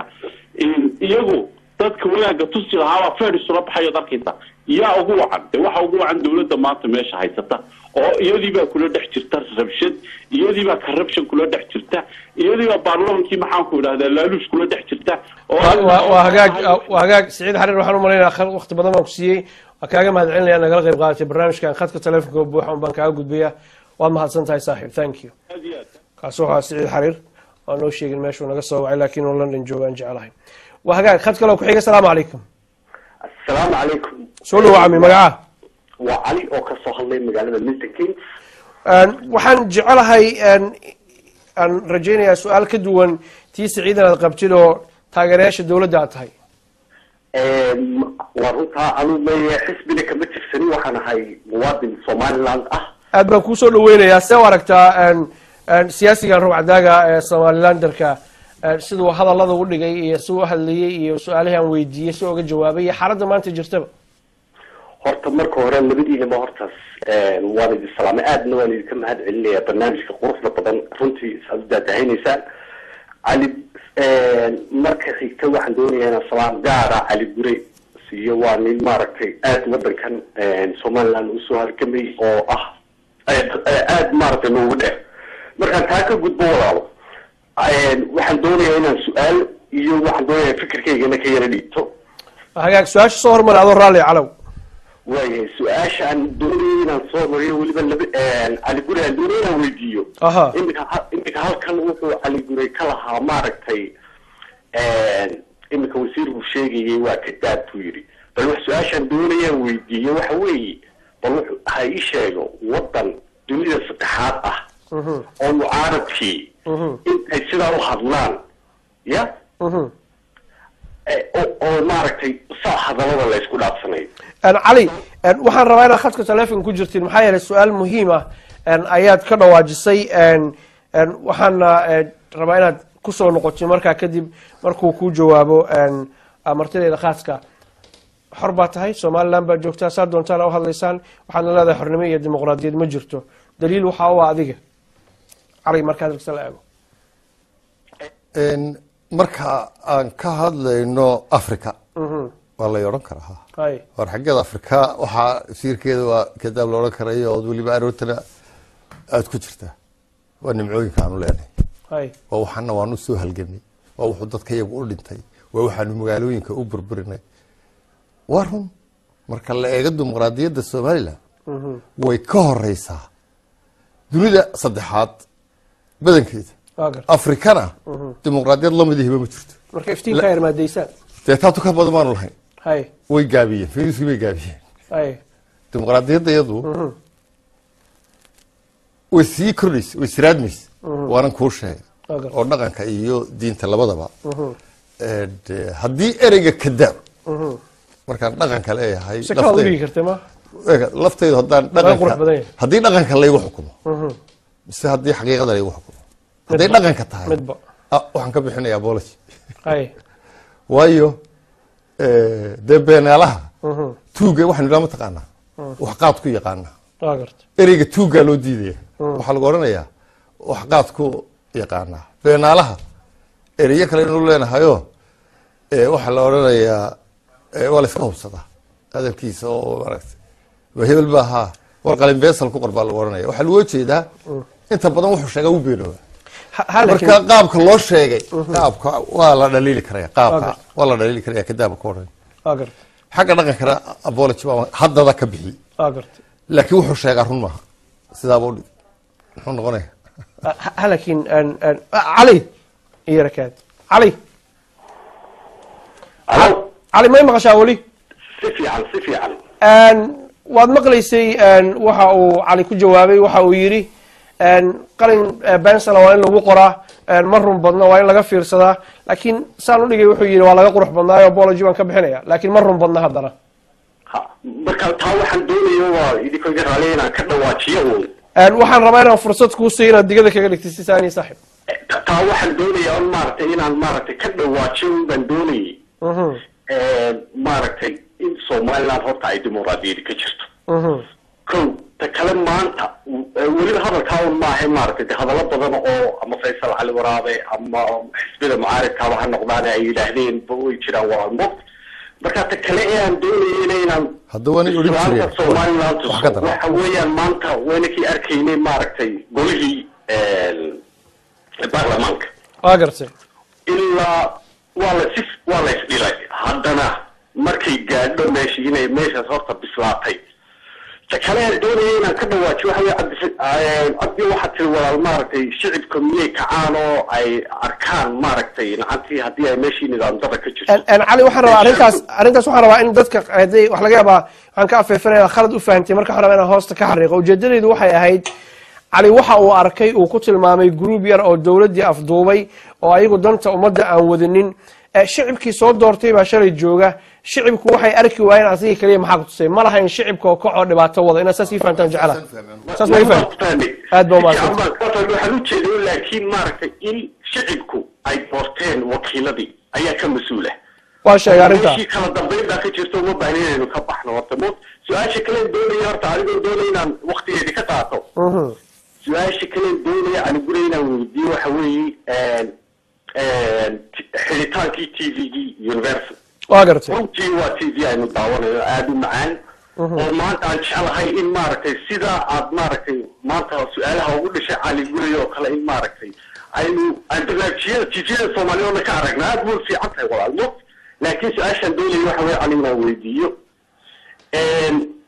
anigu xasan ahaan waxaan jira cali ahaan waxaan u arkaa t v-ga universal in si saxa looga xidhay waayo ile calankayaga somaliland xidigteedu waa madow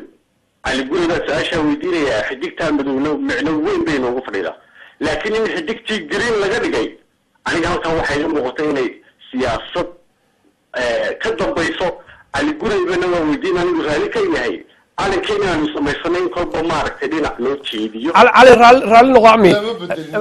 okaad waa ku siinaya waxaan rabaa inaan just hoos wax ka xariiqo markii wasiirka arrimaha dibadda uu xirayay t v-ga universal uu ku dhawaaqayay saxaafadeedka qabtay xidig iyo kama uusan hadlin wuxuu ka hadlay inuu u arkay aflagaado loo geystay qaranka somaliland buu u arkay iyo madaxweyne siilaanyo laakiin arrinta aad hadda sheegaysa arrin aniga iga cusub weeye siday rataba ahaatee khad ku yaro jir t v-ga universal inuu wasiirka arrimaha dibadda uu xiro xaq miyo u lahaa sharciga somaliland marka la fiirsho mise xaq uma lahayn war xaq uma leh why not waxa weeye horta waxa weeye sharcigu marka lagu ogolaaday in aad ka operate garayso somaliland waxaad noqotay hay-ad xaq u leh xaqna lagu leeyahay waa gartay xaq waxaad xaq lagugu leeyahay in lagu dacweyn karo adiguna waxaad xaq leedahay inaad wax dacweyn karto you can be sued and you can sue waa gartay waa intaas sheekadu haddaad gafto sharciga somaliland ku gafto sharciga somaliland haddaad ku gafto xaq waxaa lagugu lahaa dee in lagu dacweeyey inuu inan yaroo wasiirayay isagu maxkamadda noqdo oo markhaatiga noqdo oo wax walba uu noqdo halkey kaga taallaa sharciga somaliland midi waa taa marka waxa weeye xaq may ahayn wadada la maray haddiiba aad tahay hay-ad kotarban ku joogta haddaad tahay waa lagu qabsanaya laakiin haddii lagu siiyey ruksad waxay ahayd in procedureka la dhameeyo oo maxkamadi kaa qaado ama xayrad ku joogto waa taasoo xaq uma lahayn cabdilaahi qodobka kale xidigta greenka laga dhigayo la casaynaya la madoobeynaya madow bay tahay xidigaha mayagaa wada leh hadday xidigtu green tahay yaa leh haddii imaka calanka somaliland oo xidigtaa madoobe laakiin macnay iigu fadhidaa buu yiri ama iigu fadhidaa dee waxay kugu fadhidaa markay calanka somaliland tahay laakiin tiri calanka somaliland maaha calanka somaliland xidigtiisu green maaha hadday maanta soomaaliya calankeeda bedesho wuxuu yiri madow green baa laga dhigay buu yiri war haddii imika somaliland soomaaliya soo calan buluukiyo xidig cad ma laha aad iyo aad nina yidhahdeen maxaa xidigta nooga madoobeysay maan maqal xidigta way caddayde maxaa u madoobaysan dena lama odhan haddii maanta ay soomaaliya calankeeda bedesho bal ka soo qaad oo ay calankaa somaliland oo sidiisa ah oo xidigtu ay green tahay ka dhigto internationally miyuu calankii somaliland u noqonaya oo lagu qabsanaya waxay ku kala duwan yihiin waa laba calan oo laba dowladooda midna xidigtiisa madow midna xidigtiisa green markay saa tahay laakiin haddaad qalbigaaga dadka ku xuntaa oo weliba ta ay reer waqooyigu ku xun yihiin waxa binaadam maskaxdu wax ka xukuma maskaxdaa laga taliya haddaad qalbigaaga iyo caadifiyadaada iyo jacaylkaaga iyo nacaybkaaga dadka ku xukunto dee waxay noqonaysaa gef marka anigu ma arag mana maqal marka waxaad leedahay arrintu saas weeyaan ha haddii laakiin ay jirto xidig green wuxuunan hubaa calankaasi kii somaliland maaha waa gartay marka waxaad leedahay calankii somaliland ba maaha waa gartay cali waxaan jeclahay inaan maaragtay kaa gudbo insha allahu tacaala dadka teleefanada ku jira awgeed waa mahadsantahay waxaana jeclahay inaan fair challenge ku siiyey waxaan aada u xiiseynayay inaan helo dad dowladda taageersan oo markaa ayagu dowladda ra'yigeeda iyo fikradeeda iyo bolisigeeda soo dhiga ana kaaga mahad celinaya cali milton king waxaan also doonaya inaan raaligelin ka bixiyo waxaan idhi wasiirka arrimaha dibadda waxaan ula jeedaa wasiirka warfaafinta hilmaan hadal kuma jiro saa oola socda insha allahu tacaala khad kaloo ku xiga asalaamu calaykum السلام عليكم. وعليكم السلام ورحمة الله. سؤال يا شيخ. والله مقعي واحد اللي عبد الله عمر شغله. عبد الله سؤال أن عد كلا كأك بحي وحن جعلها كي رفقاتي. مقعي واحد شغله. عبد الله عمر حسين حسب عدبان كهاي. وها عن هالكن دوني أنا يركع عديه. هذا اللذن هالكن إصدافة اللي قال لي هي. waxaa cabdixaafid oo ku cadaynaysaa in xaalka aad weydiisay cali guri haddii aan la yidhaha doorashada soo socota haddii silaayo lagu celiyo waxaa telefoonadaas soo dhacaya ku cadaynaya baadidoonka adigu aad ku jirto wax kulmiye inay soo galaan sababta waxaan u soo galaynin waa xaqii bay og yihiin oo waxa ku cad in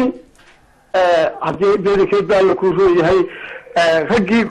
xildhibaanada u ahaa xisbiga kulmiye in intay tvgiisa soo taageen ay leeyihiin annagoo xisbiga kulmiye ah oo ah xildhibaanadoodii waxaanu caddaynayna inay dowladda ku gaftay dalka jamhuuriyadda somaliland horena aanay u wadaynin oo ay wix allaali wixii distoor iyo sharci iyo qawaaniin jeego inta ka dulbooday ay ku tallaabsatay waxaa halkaa kaaga caddaynaysaa in aanay ummadii reer somaliland inay fidhab ka taagan yihiin cadajuglayntan xaqdaradan qabyaaladan cirka isku shareertay mase shaqo loo yaro kaada haddii dhowr xildhibaan oo ka tirsan xisbiga kulmiya ay sidaa yidhaahdeen waa saa hadalka u dhigtay mas-uul kama noqon karaan mana mateli karaan shicibka oo dhan soomahane ra'yigooda iyo fikradooda u gaarkaa bay ku hadlayaan de marka aad cabdixafiid oo tidhaahdo shicibkiiba intaan la gaarin raggii xildhibaanadoodii ahaaba xaqii ku dhawaaqay oo ilaahay ka yeersiiyey xaqii inta badan ay la dadaayeen bal maxaad u malaysa shicibkii dulman anigu ma odhan doonaa markaa britole dee u qarxi woon waa gartay marka waxaad leedahay xildhibaanadan waxay matalayaan shicibkii shicibkii yayaa golaha maxay sii ku yimaadeen shicib baa soo doortay beelaa soo doortay beelihii shalay soo doortay ee yidhi xusbiga kulmiyaanu aaminsanahay ee doortay maanta waa kuwa qaylinaya ninkan xildhibaankiina iskama hadlaya wuxuu ku hadlayaa luqadii beeshii soo dooratay buu ku hadlaya master shaqale aad baan kaaga mahad celinaya waqtigaaga thank you kaasoo ahaa master shaqale khad kaloo ku xiga asalaamu calaykum hello hello hagaag nasiib wanaag dadkaa usoo geli waaya insha allahu tacala waan ka soconaya waxaan jeclahay aan cali inaan ku weydiiyo su-aal muhiima aan isleeyahay culays gooniyay u leedahay dhammaan shacabka somaliland muxaafid iyo mucaarad inta dowladdanu ay iminka jirtay maxaa ka qabsoomay qadiyaddii somaliland ee gooni istaagga ahayd dibadda iyo gudaha marka la eego waxaanu aragnaa dowladdiioo mar walba meelaha dunida maraysa oo waxaan iibinaynaa qadiyaddii somaliland oo dadka iibinayna fadhiisan mayno oo dadaalina hadda idin nagama iibsatee laakiin waxaa isbedelay wadahadalada turkiga hay tewaka madaxweynuhu turkiya lama tegin madaxweynuhu maraykanku tegay ingiriisku yimid carabtuu tegay meel walbuu maray horta xagga qadiyadda dee ictiraaf raadinta marka la leeyahay taas waxaan ka hadlaya hal dalnama aqoonsan ilaa hadda taas hay soo ictiraaf ma waxaynu ka hadlayna ilaa hadda waxna ictiraafin ha laakiin dadaal ma jira taas waxaan ka hadlaya ha bay u jiraa hay dadaalku wuu jiraa hay dowladda credit ku sii waan ku siinayaa haddaynay dadaasho hay laakiin wax midha dhali ma jiro oo taageer radde maya wax midha dhal taageeri maayo laakiin mooy mara dhalin weliba intay imika wasiirkan arrimaha dibadda cusub yimi waxaad moodaa inuu wax ka bedelayo qaabkii aan awal ictiraafka iyo wada hadalladan turkigaba oo uu at least yool tooganayaad moodaa laakiin after 22 years maanaan dee ictiraaf baanu helin dadaalkuna wuu jiraa dadaalkuna mid imika la bilaabay maaha ee horuu u jiray waxa qura ee cusub ee soo kordhay waa taa Soomaaliya inaanu soo hor fadhiisano taana dadka waxa lagu seexiyaa laga yaabaa inay runna tahay war inta aynu Soomaaliya iyo Somaliland isu soo hor fadhiisanayno inagoo two entities waxba inaan isla garanay laakiin intaynu Soomaaliya halkaas soo fadhiisanayso Somaliland soo fadhiisanayso miiskaasina dhexdeena yahay وفاي واقر واي تو انت تسبني صار فريسانين ان هدي قرقتا waxa hogaamiya wada hadaladooda wasiirka arrimaha gudaha annagana waxa hogaamiya wasiirka arrimaha dibadda yes macna ma sameynaysa shirkadu hadda ka dhacay macna ay sameynaysa maxay macna adigu ku sameynaysa shakhsiyan macna sameynaysa waxa weeye halkan isku hayna halkaas iyagu wada hadalkayga waxay arkaan Soomaaliya oo wada hadlaysa arrimihii gudaha ayaa markaa hogaaminaya anaga marka foreign-ku hogaaminayo waxa weeye dal kale oo aanu beri wax wada lahayn sidii aanu u kala guran lahayn inaanu ka soo wada hadalno marka waa arrin khaariji markaad fiirisid arrintan qadiyadda xornimadoonka Soomaaliland waxay radaan ku yaraha kano wasiirka arrimaha dibadda markaad fiirisid rekoorkiisa iyo wax soo qabtay dadka Soomaalida aqoonta inta la eg iyo khibradda inta la eg aad bay u farayar yihiin in badan baana ka akhriisay fiigiisa nin noocaas oo kale markuu hor joogo ma la oran karaa miraha soo dhaw degdegan aad ugu sheekh aqoontii iyo khibraddii uu leeyahay walay hay anuguna ma dhaliili karo aqoonta iyo khibradda iyo waayo aragnimada iyo daacadnimada iyo dadaalka maxamed bixiyo وانا رجعن وين هاي إن أي سبدل كوكيني كران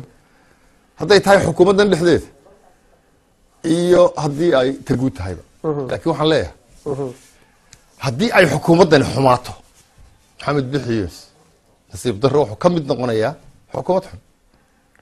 وأنا collective responsibility ومسؤولية وضريت ما نقول محمد بحيوس وإحنا نقول إياه حكومة دي حمايت نكملها موسى نقول كده وإنه أما وإنه حكومة إسقى يرجع كلامه أي challenge كريان عصابة أو أي يجون نقدان تيرك حكومة دني أي كوس عنيسة أنا أقول مركز سودوارين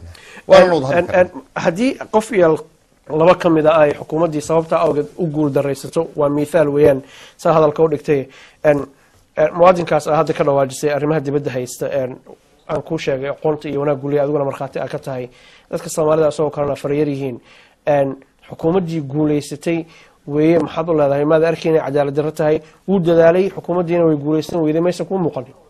shakhsi isagoo shakhsiya ma noqonays taanu dadkayga naqaan anagu ku hadli maayo waxa way dadkaygu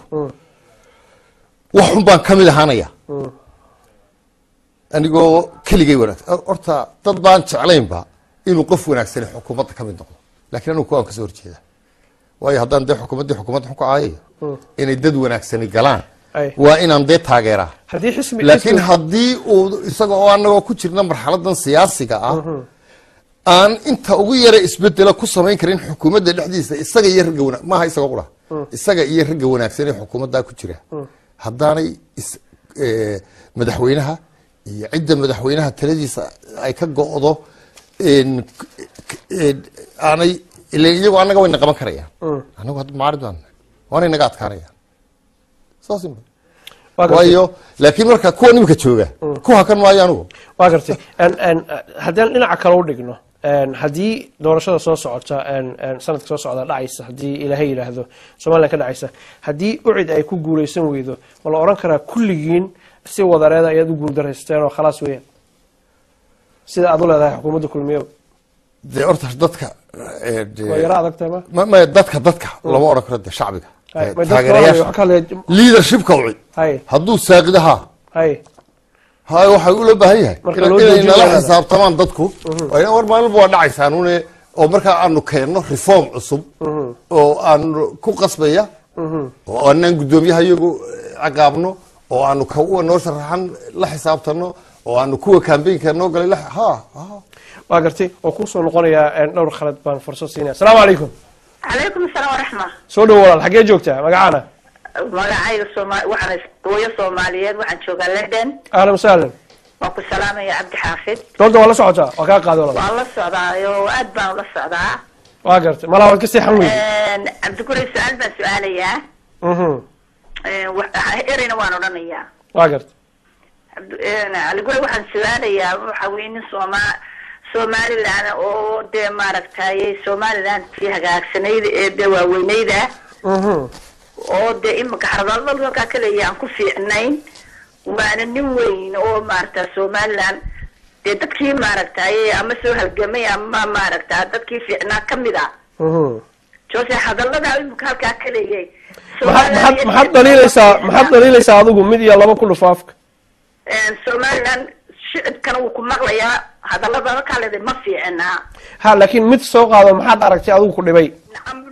imika hadaladu halkaa kaleeyahay uu dawladda macaaridka ku yahay uu dadka maaragta caayo ma been ku sheegaya halkaa kuma fiicnaa marka waxaa leedahay hadallada waa laga qurux badan yahay waa laga qurux badan yahay waa gartay seed jeclaa leed inuu hadlo marka inaan xaafidadee dawladda amaano soo jeeda hay wado walaal inuu noqdo nin somaliland oo muwaadina taasi waa qodob marka haddii uu dawladdii mucaaraday ma soomaalinimadii buu ka baxaya maya kama baxayo hay joseph si fiican oo hufan waa inuu macaarido ku gartay haddaan ku fahmay waa hagaag waa yahay waxaan rabaa inaad dhamaysatid waxaad tahay qofkii u dambeeyey oo khadka telefonka soo gala marka fursad kale aan ku siinayaa maadaama aad dawladda taageeraysid digada kaga dhig mid kale dawladdan isagana waan taageeraya dawladdana waan taageeraya dawladdu waa dawladeeni waa dawladdii somaliland waataynu soo halganay waataynu soo dhimanay waataynu wax walba usoo samaynay in maaragta waxyaabaha caadka halkaad ka leeday inaad ka tiraa ma aha ugu dambeyntii dood noocan oo kalea oo saan oo kale xaqa runta la isku sheego oo la kala gamban in la isku sheego oo xisbiyadoo dhan ay kasoo qayb galaan somaliland muxaafid iyo mucaarad base aragtaa hooyo soomaaliyeed waan soo arkay mucaarid baan soo noqday muxaafidna waan ahay doodtaan oo kalea in la qabto see aragtaa baan ku yidhi waan soo halgamay waa garta hagaag hooyo soomaaliyeed aad baan kugu mahad celinaya ka qayb qaadashadaada su-aasheedii maadan maqlin baan umalaynaya waa kaas waxay leedahay hooyo soomaaliyeed waxaa tahay rugcadda somalilander baa tahay waktigu waa iska gabogabo saad u hadashay waa laga fiican yahay oday baa tahay inaad wax isku soo aruurisay inaad wax kala firdhiso mahayn waxaan fariinteeda waan u qaadanaya somaliland baa tahay yaan la ina maqlin cadowgeenaa badan weliba kuwa xamar iyo maaragtay idinkan laftiina universalkiinan iyo waxaan waa cadowayeynaan ina maqlin laakiin maxaad ula jeedaa wax wanaagsan ka sheeg somaliland saasay leedahay nin ruug cadaa ahoo siyaasadaan kusoo dhex jiray inanta waxeedu kama badna horta waan garanayaa waa kulmiya waa garta shalay mucaarid bay ahayd hay aniguna kulmiyaan ahay mucaarid baan wadahay hay wixii markaanu mucaaridka ahayn aanu odhan jirnay daahir riyaale dheged baan kaga soo saaray maxamedkaan ka yidhi tviyada shir dhan qabtay oo madaxweyne ah miyay qurux baday daahir riyaale oo madaxweyne ah ayuu yidhi madaxtooyada ul baan kaga soo saaraya kaga soo saarayna ereyada aan axmed siinaayo ka haya halkan ka sheegi maayo ee midyaha laga yidhi marka aad adigu mucaaridka tahay haddaad weliba waan ballan qaaday halkii kulmiya gaadhi jiray ma gaadhin malaha waxay fiicnayd inaan mar ka sheekeeyo wuxuu kulmiya yidhi waayo waxaad dadku fahmi lahaayeen inaanu anagu kaylka qabownahay marka waxaa mid waa la fiican tahay waa talo waa wanaag waryaan la isku talax tegin laakiin marka uu tvga qaranka ee aan cashuurta ka bixiyo soo fadhiisto maxay waa faysal cali waraabe waa basaas oo markuu shirka tegayay wuuna raacayay oo wuuna basaasi jiray ee waxba namu tari jiray soo guddoomiye xusbi maaha ninka kaa ku yidhi faysal cali waraabe aniga ma waxay sugayaan inaan ammaanay sugaysaa inantu inaan kaa idhaa ammaano anigu waxaan waa beenaale waana runtii laakiin isaga tiisu waa been waa basaas buu yidhi waa beentii anigu waxaan idhi waa beenaale isagaan weydiina markaan fursad u helna inuu caddeeyo arrinta marka insha allah inoo hadalna mar rabna isagoo maqan laakiin anigu weelaan u qaadanayaayo ma dhibsanayo waana hadal wanaag dumarkuna inta badan anigu waanu nugule oo dee rag iyo dumarka la iskaga wada celin karo labada hadday qaariga adkaanayaan waxaan jeclay in dumarka iga adkaadaan waa gartay ugu dambeyntii su-aal baan rabaa inaan ku weydiyo waxaan jecelnahay aad usoo koobtay newska fooda nagu soo haya awgeed haddaad xukuumadda berita ku guuleysataan xisbigeena awcid maxaad ka bedeleysaan siyaasadda somalilan arrimaha dibadda ee aad dhaliilaysaan hameen iyo maalin aad leedihiin waxba lama qaban iyo qadiyadii lama gadinin iyo halkaanay ka dhacday maxaad ka qabanaysaan oo kulmiyi qaban waaye anigu murashax ma yihi madaxweyne inaan noqdona ma doonayo kaa imika aan taageersanahay hadduu ku guuleystana jamaal hadduu ku guuleysto oo uu wax ka bedeli waayo waxa aan imika saluugsanahay ka ugu horeeya caarida haddana anigu noqonay halkaad ka bilaabaysa fartii baan ka bilaabaya ilaa inta ilaahay daamaan ku dhimanayo ama ilaahay ummadan hogaamiye eeg siyaasi nin kursi doonaya iyo hogaamiye ummadeed waa kala laba nin kursi doonaya oo isagu wax doonaya inta badan horta ma noqdo hogaamiye ummadeed hogaamiyuhu wuxuu ka soo dhex baxaa ummadda dhexdeeda dadkuu qanciyaa dadkaa jeclaada dadkaa doorta imika lacag baa lagu soo baxaa siyaabo badan oo kalea loo soo kala baxaa anyhow horta geedi socodkani inuu socdo oo aanu isbedelno oo markuu 5 sanadood mid ah iyaba dee doorasho dhacdo taa dee horta waa taayirkii rugmayeyo hadduu iska kaya taago dee way naga xidhmaysaa kaba soo qaado axmed silaayo anigoo la socday kulmiye 7 sanadood waxaan la socday marka la isku wada daro 25 sanadood 25 sanadood baan la socday 25 good years yani isagaa ka mid noqday qof cali gureyra gooniye maan ahayn waxaan gaadhay inaan imika waxaan qof noqday intii aanu kala tagnoo dee cali gurey lay bartay laakiin awel axmed umar ha marka isaga oo sanad uga harsiyay doorashadii baan ka tegey waxaan uga tegaynaa isbedelkaa ii muuqday inaanu ahayn mid runa oo ka tarjumaya rabitaanka iyo dareenka dadka kan imika sharaxan haddaan imika u arko ama anytime u arko inta soo taagan inaan oranaya ninkanaa jannadiidi geynaya doorta bay kula tahay ma odhan waa inaan ku qancaa oo uu dadka ku qanciyaa inuu isbedel keenayo run ah oo ka tarjumayo waxay dadkani u baahan yihiin iyo rabitaankeeda ila isaga madaxweyne doonaya inuu noqonayo cali gurey gudoomiyaha saddexaad ee ururka xisbiga mucaaradka ucid oo halkan caawa waraysigan aan oga qaadanayna aad baan ugu mahadcelinaa waqtigiisa iyo sida geesinimada uu noo soo horfariistay waxaanu siinaynaa fursad xisbi kasta oo mucaarada iyo xisbi kasta oo muxaafada labadaba fursad baan siinayna halkan kusoo fariistaan ra'yigoodana ay ka dhiibtaan wax condition anagoon ku xiri doonin xaq bay u yihiin inay maaragtay ra'yigooda dhiibtaan waana soo dhaweynaynaa dowladdan soo dhaweynaynaa dadka la magacaabo halkan afka lagu dhiftay waana soo dhaweynaynaa iyo kuwa kale oo aanan fursad u helin waana soo dhaweynaynaa maxaa yeelay tvga universal ummadda soomaalida oo dhan ba u dhexeeya meel kastay joogaan aad baan kugu mahadcelinaya waqtigaaga qiimaha leh thank you very much aad baan kugu mahadcelinaya hagaag dhinaca farsamada waa maxamed biiba iyo cabdixakiin alfaqi jamiile xasan garuun iyo maxamed saciid asaxaaf ayaa iyaguna qeyb weyn nagala qaatay waxaa barnaamijkan isugu keen soo dubariday agaasimaha guud ee tvga universal engineer axmed ayaa isugu keen soo dubariday cabdalle iyo xamduuni ayaa qeyb weyn iyaguna ka qaatay iyo weliba maxamed xaaji cagmadhiga oo ku sugan imaaraadka waxaa idinla socodsiinaya anigoo cabdixafiid maxamuud jaamac waxaan idinka raaligelinayaa qof allaale iyo qofkii hadal dhibsaday amase dhibaato tabtay insha allahu tacala raaligelin baan ka bixinayna barnaamij life uu ahaa waxaana jecelahay insha allahu tacala mid lagu diirsado inuu noqdo raalli kale mar kale ayaanu raaligelinayna intaanu kanoo kale dib ugu kulmi doono wada ilahay manim asalaamu calaykum waraxmatullah